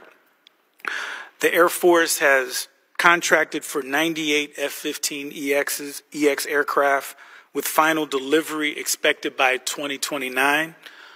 I'm concerned that without continued procurement beyond that point, we risk not only losing critical workforce capacity in places like St. Louis, but also jeopardizing the strategic resilience of our tactical aircraft industrial base. General Alvin and Secretary Mink, do you agree that maintaining a degree of redundancy in the nation's tactical fighter manufacturing capability is a strategic imperative? Thank you for that, Congressman. I do, and the F-15EX, it's so far it's proving itself out very well. We will see going in the FY26 budget and beyond what the possibilities for the future are. But we are seeing that it is putting more weapons on rails, and being able to do that is a very relevant way in the Indo-Pacific. Secretary, did you want to? Agree. And you know, we have multiple Lockheed Boeing. There are two primary F-16s are still being built in the U.S. So we actually have three contractors who are building fighters in the U.S. I think it's important to maintain that level of redundancy for competition in the future, as well as just, you know, resilience. And then, given the evolving and unpredictable threat environment our warfighters are now facing, what is the rationale behind not maintaining two active tactical fighter production lines until the next generation aircraft is fully operational? General? I think we are. If your question is why aren't we having more fighter lines, it's a matter of resources. I mean, we would take all the resources, and those are prioritizations against, you want to make sure also they're competing with munitions, also with the refueling capability, also with the infrastructure. And so it really is just a matter of trying to build the whole force to the level that we think the nation needs, and not having a misshapen force that has too much of one thing that can't be used because we don't have everything else. And the F-15EX that just achieved initial operational capability last year is an even more capable aircraft, building on the payload, range, and speed of the F-15 with the addition of next-generation capabilities for enhanced lethality and survivability. Can you talk about the importance quickly of the F-15EX to the Air Force's fighter fleet? Adding that in, it's starting to prove its worth, not only in our exercises, but in our larger scale exercises, and seeing it performing in the Indo-Pacific. It provides more weapons on rails and more range and more relevance and survivability in the Indo-Pacific. Okay. And I'll yield my remaining seconds back to the chair if he wants to respond to the allegations that I made. That's right. We're going to resolve this. Probably the night of the NDAA, we'll have to have a little competition. We'll engage. With that, I will recognize the gentleman from Colorado, Mr. Crank. Thank you, Mr. Chairman. Colorado has nothing to offer in regards to barbecue, by the way. Secretary Mink, I hope you'll agree with me that the #1 priority of the federal government is our national security, and that the first question our military leaders must consider when making major decisions is how it could affect defense on the homeland. With that in mind, and cognizant of the growing space-based threat from China and from Russia, to your knowledge, has the location of U.S. Space Command headquarters at Peterson Space Force Base caused the Air Force to need to withhold or suboptimize any support to the command in any way that has undermined readiness? And I'll ask for a little help from General Saltzman here as well, but with respect to the current Space Command location, we've been supporting them to the full level required for them to get to FOC. As you're aware, I'm sure there's restrictions with respect to MILCOM, but we are supporting them for readiness at this point. Yes, Congressman, we have not seen any drops in readiness as a result of the location. Okay. And as you may know, Mr. Secretary, Section 2889 of the fiscal year 2024 NDAA blocked the Department of Defense from constructing a new headquarters for Space Command at Peterson Space Force Base until the DoD IG and the GAO released their reports on the 2023 basing decision, led by the Secretary of the Air Force, that found Colorado Springs to be the best home for Space Command. The DoD IG report has been released, revealing the alarming loss of capability and personnel that would result if Space Command was moved from Peterson. And the GAO report finally came out last week, highlighting the unique benefits to the command that the close proximity to Northern Command allows. The GAO report also says that Space Command is struggling to meet its staffing needs due to uncertainty regarding the command's final location, and this is delaying the command's ability to build long-term institutional knowledge. The result is clear. The most effective home for Space Command is Peterson Space Force Base in Colorado Springs, and it's essential the issue is put to rest once and for all, so Space Command and the men and women who work there can put their full focus on one goal: defending the nation. Secretary Mink, now that the conditions of Section 2889 have been satisfied, is it your understanding that the planning and design of a permanent headquarters building for Space Command at Peterson will resume immediately? So, Mr. Congressman, we are in the process of reviewing the report, the final report out of the GAO. I would defer questions on the final decision for location of Space Command to White House Legislative Affairs. Okay, thank you. General Saltzman, any comments? Nothing to add, thank you. Okay, thank you. Very quickly, in the FY 2025 NDAA, Congress required the Department of the Air Force to submit a report to Congress on how it intends to better coordinate emerging space activities, such as spacecraft reentry recoveries at DoD test ranges with other federal agencies like the FAA. The report was originally due on January 31st of this year. The Air Force then delayed delivery of the report to March 31st, then to May 31st, and then last week it was delayed again to August 31st. Meanwhile, U.S. commercial reentry operators are seeking out and currently utilizing reentry landing sites in other countries, such as Australia. I know this all took place before you were sworn in, Mr. Secretary, but it's frustrating that we'll not have this report until after the committee drafts and marks up this year's NDAA. Mr. Secretary, I'd like to respectfully ask for your commitment that this report will be delivered to the committee no later than August 31st, and that it will contain a description of the factors leading to its delay. I'd also appreciate a briefing on the report as soon as possible. Yeah, I'll commit to getting that to you as soon as possible. I have to go back and check on the status, and I'll let you know one way or another. Thank you, Mr. Secretary. Thank you for your service, and congratulations on your confirmation. Yes. I yield back. Gentleman yields back. Chair, and I recognize the gentlelady from Hawaii, Ms. Takuda. Thank you, Mr. Chair. Mr. Secretary, in 2004, the Air Force completed a full environmental impact statement for the closure of Johnston Atoll following decades of nuclear testing and chemical weapons storage. That exit process took years and involved extensive interagency and stakeholder coordination. Now, as the Air Force moves to reactivate the site for the Rocket Cargo Vanguard program, we're seeing far less rigor. An environmental assessment promised for public comment in April is now delayed until the fall. And from what we're hearing back home, the process feels very rushed, risky, and dismissive of ecological and community concerns, especially given that Johnston is a national wildlife refuge.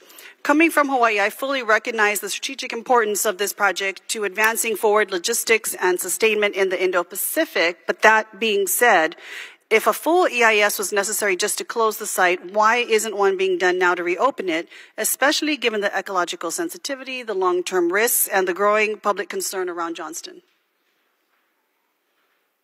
Congresswoman, we continue to value safety not only for the people in the military, but the communities.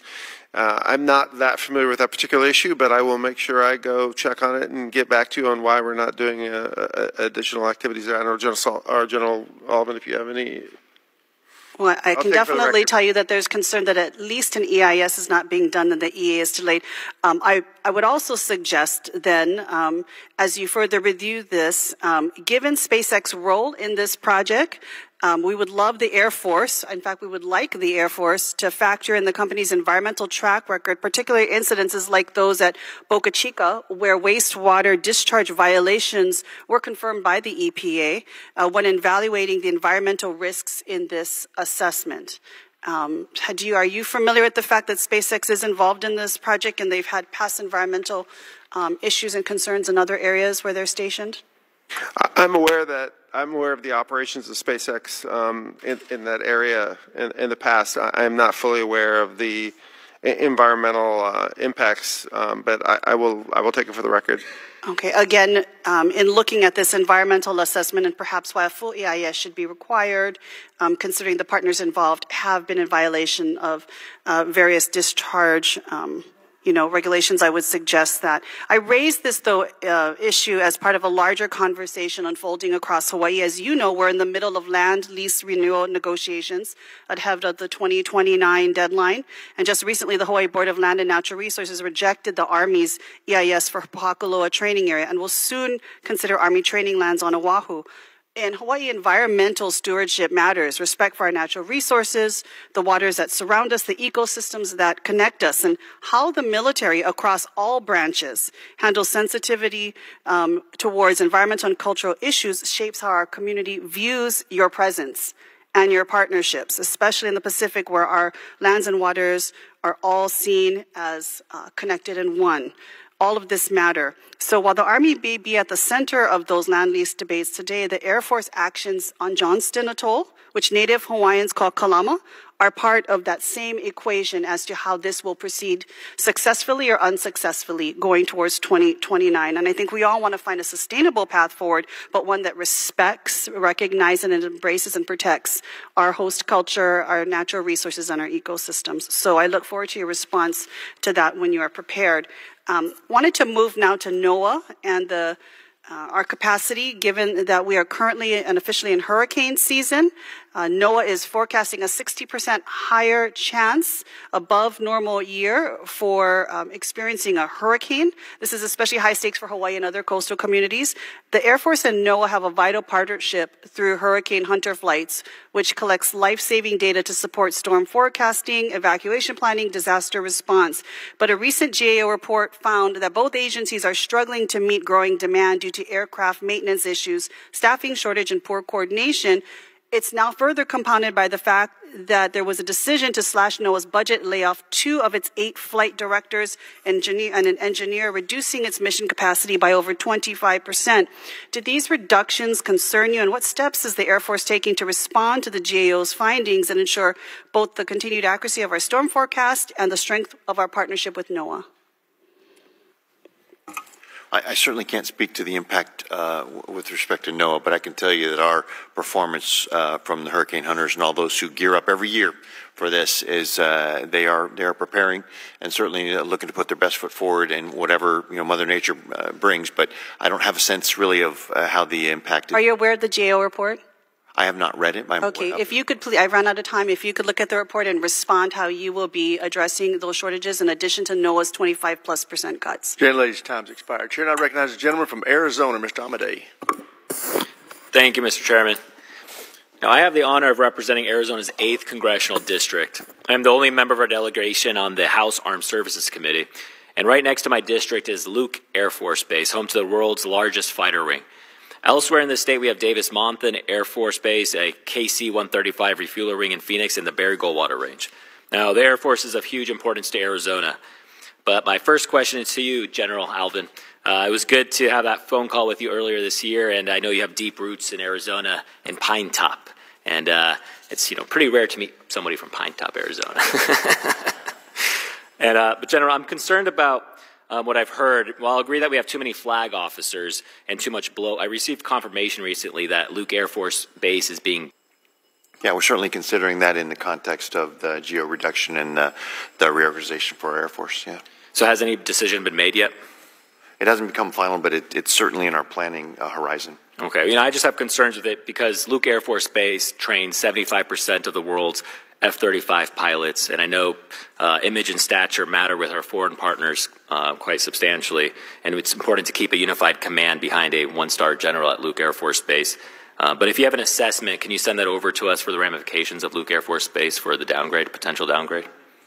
Sure, we can put an assessment together for you. I think to your point about the value of Luke Air Force Base, that is undeniable. But I think more so than stature, our foreign partners look at the quality, and the quality is there in the instructor pilots and all of that. I'm not sure that a general officer versus a colonel leading that is as important as a quality of training. That when you're trained by the best in the world, that's how you aspire to be the best in the world. So we're never going to let that slip at all, because that is what the real value of Luke Air Force Base is in the instruction that they give. Of course, but it's also being led by a one-star general this whole time, so I just worry that a downgrade, I don't want to see it affect our training mission over there.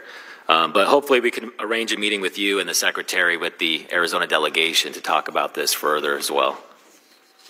And I have another question, I believe for you, General Alvin. As you know, Arizona is home to the massive Barry Goldwater Range, and used by the Marines and the Air Force and our Fort Huachuca as the Army's premier test bed for unmanned systems.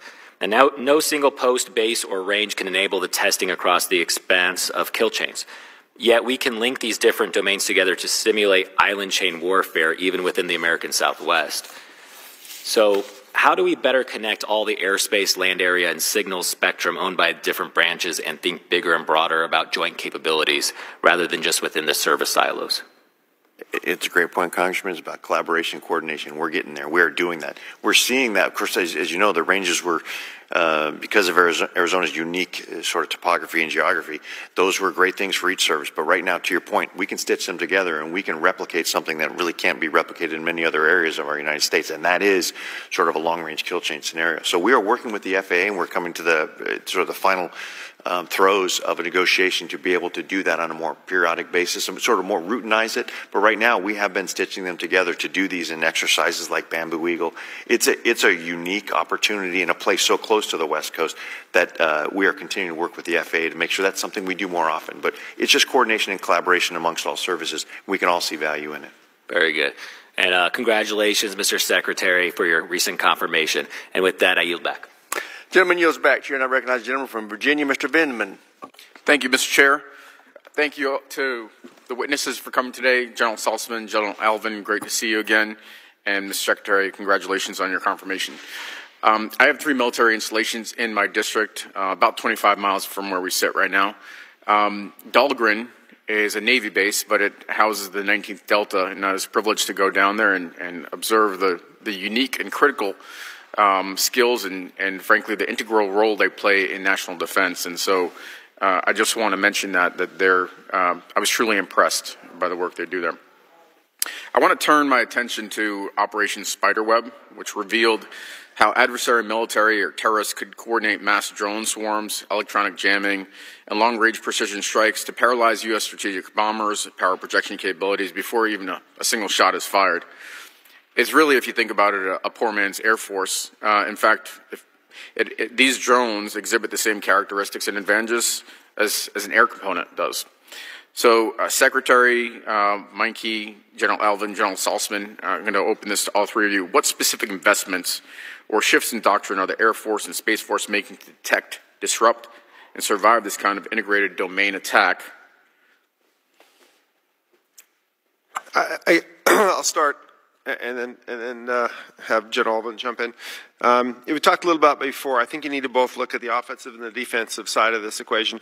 And the Ukraine attack demonstrated both, right? It demonstrated what you can do with a pretty innovative approach to utilizing UAVs at scale, but also the challenges if you don't defend against it. Right, so both of them are of interest to the Department of the Air Force, and we are investing on both sides. As we discussed before, you know, there is more than just the technical aspect of building systems to defend against UASs. It's really a whole government requirement. It's almost easier to defend some of our bases overseas than they are in the U.S. just because some of the restrictions in the air traffic that surrounds our bases and how careful we have to be. So you have to really look at both the technology side on the defense, on the technology side, and then on the whole government approach to getting the proper authorities so that you can operate and actually protect your bases against something like that. On the offensive side of the house, we're looking closely at that as well. If I can leave it at that and let the generals also pop in here. Yeah, I associate with what the Secretary said, and then, of course, as we've had conversations all throughout this hearing about this, this is an area where we're taking note. I would maybe adjust the characterization of a poor man's Air Force. It does do some things to the air domain, to be able to do it at scale, to be able to do it across all geographies, to be able to do it in different areas. Contestation is a little bit different. But the wake-up call is we've already been awakened to this, but it is showing that maybe our high-value assets, there's different ways we need to look at defending those. These are not just Air Force issues. These are joint issues as well. And that's what makes it a poor man's Air Force versus the Air Force that we Real have. Air Force, right.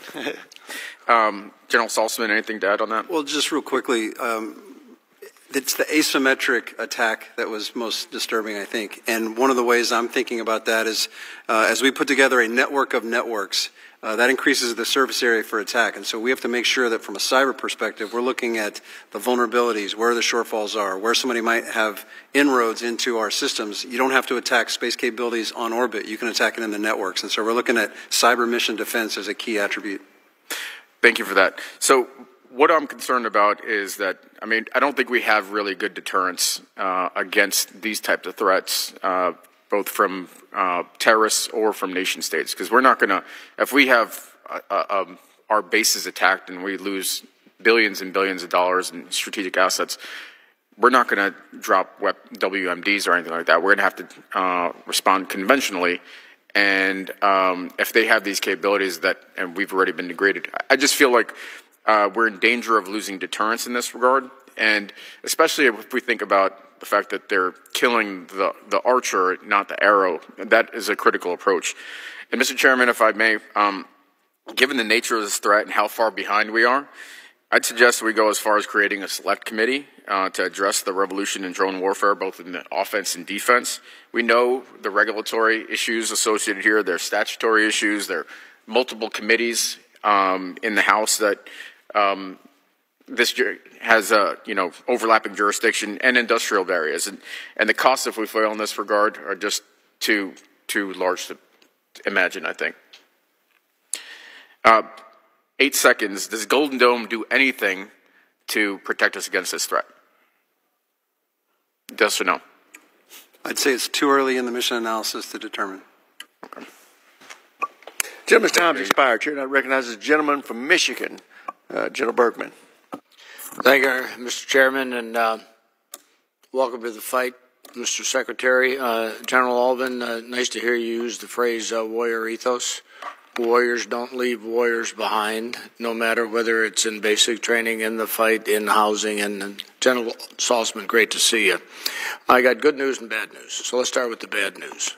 The Air Force is, I believe, way behind in fulfilling its obligation at Wurtsmith Air Force Base in Oscoda, Michigan. Subject is PFAS.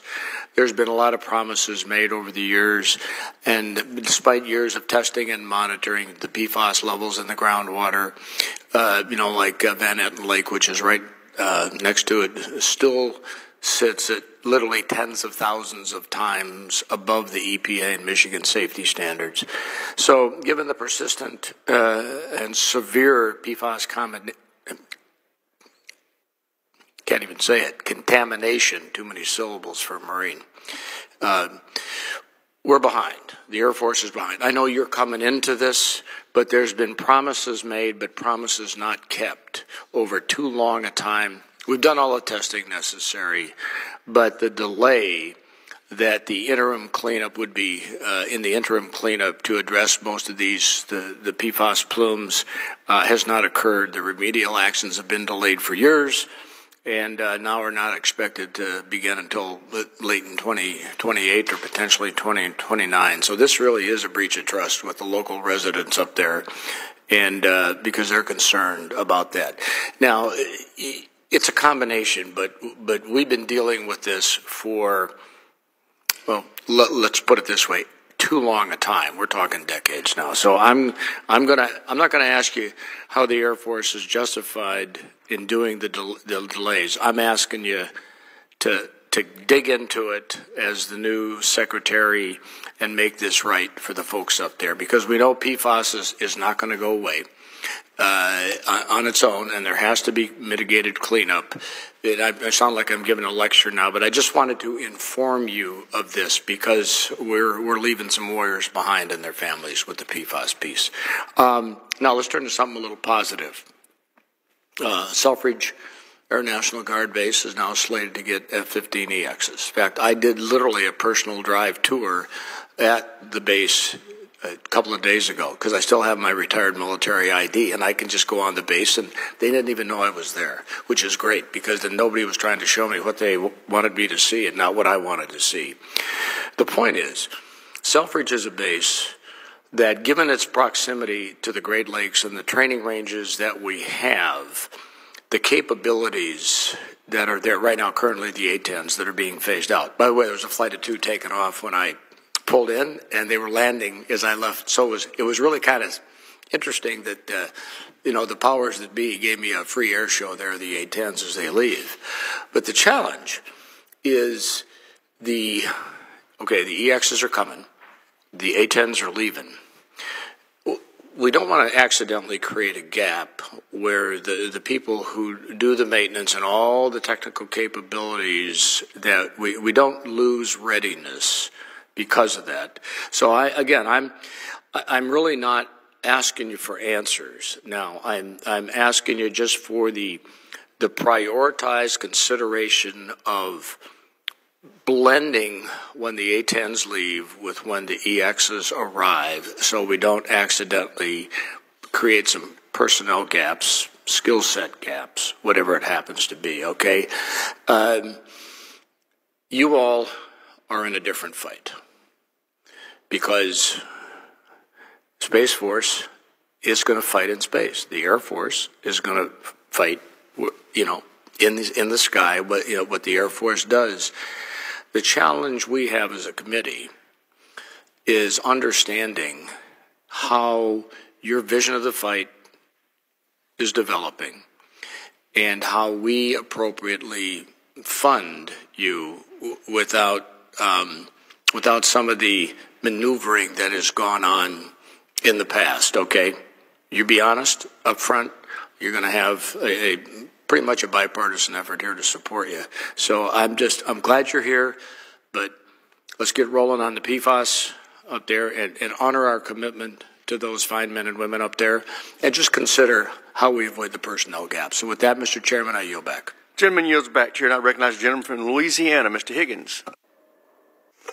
Thank you, Mr. Chairman. Gentlemen, you have displayed an impressive command of the issues and refreshingly candid and unscripted. So thank you for that. I have the opportunity, I'm a hard-working guy. I believe I'm the only enlisted veteran of prior service, Army, military, police corps on this body, which is why the chairman gives me the privilege of questioning last on a regular basis. I talk to my people and across my district and state and indeed the country, and the American people are stakeholders in the decisions that we have to make regarding deployment of our assets and how we spend our money. And the American people have been through a lot and have been paying attention. Some things have happened. Recent phenomena of the drone incursion on the East Coast. This was alarming to the American people. Observations of modern warfare and surprise attack in the Russian-Ukraine war. The people are observant of this. The terrorist actions in our own homeland. Shocking.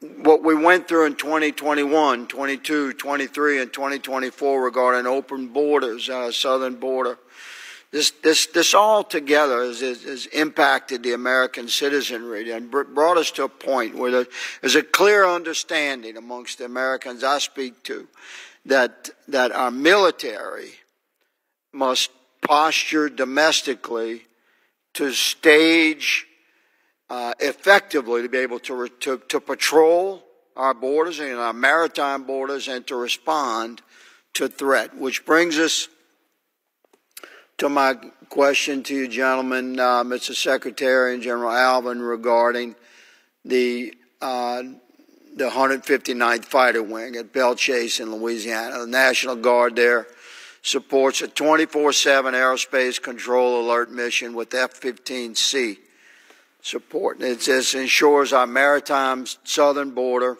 response in the Gulf of America and to protect against threat.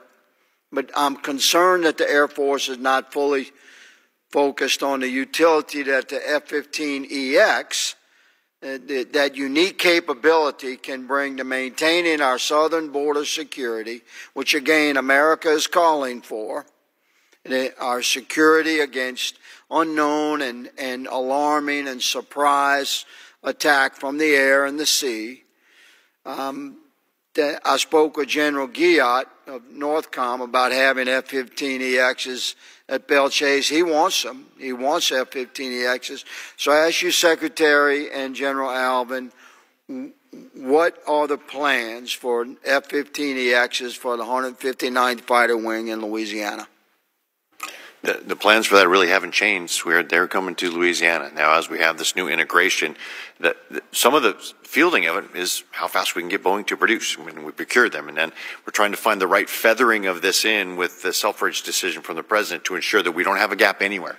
We want to ensure that until we switch to the F-15EX, we make sure those Cs are like the platinum F-15Cs. Yes, but we're on path to continue that as we have to make sure that the F-15EXs do come to Belle Chase. This is a beautiful answer, and I stand at your avail, good sir, to assist in that. And I happen to have a pretty good relationship with the chairman of the House Armed Services Committee. I feel confident that he'll help as well. Mr. Secretary?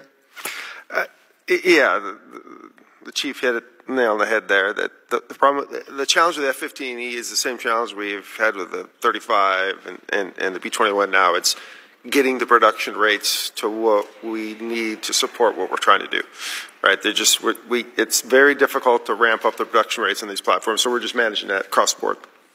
And there's certainly recognition in your office, sir, and amongst your senior staff that the American people were alarmed about some of the things we have suffered and observed. I think we were all alarmed at it as well, with the American people, for sure. Yes, sir. Thank you, Mr. Chairman. My time has expired. I yield. Gentleman yields back. I want to thank the witnesses. Good job. Thank you for what you do for our country. Thank you for being here today, and we are adjourned.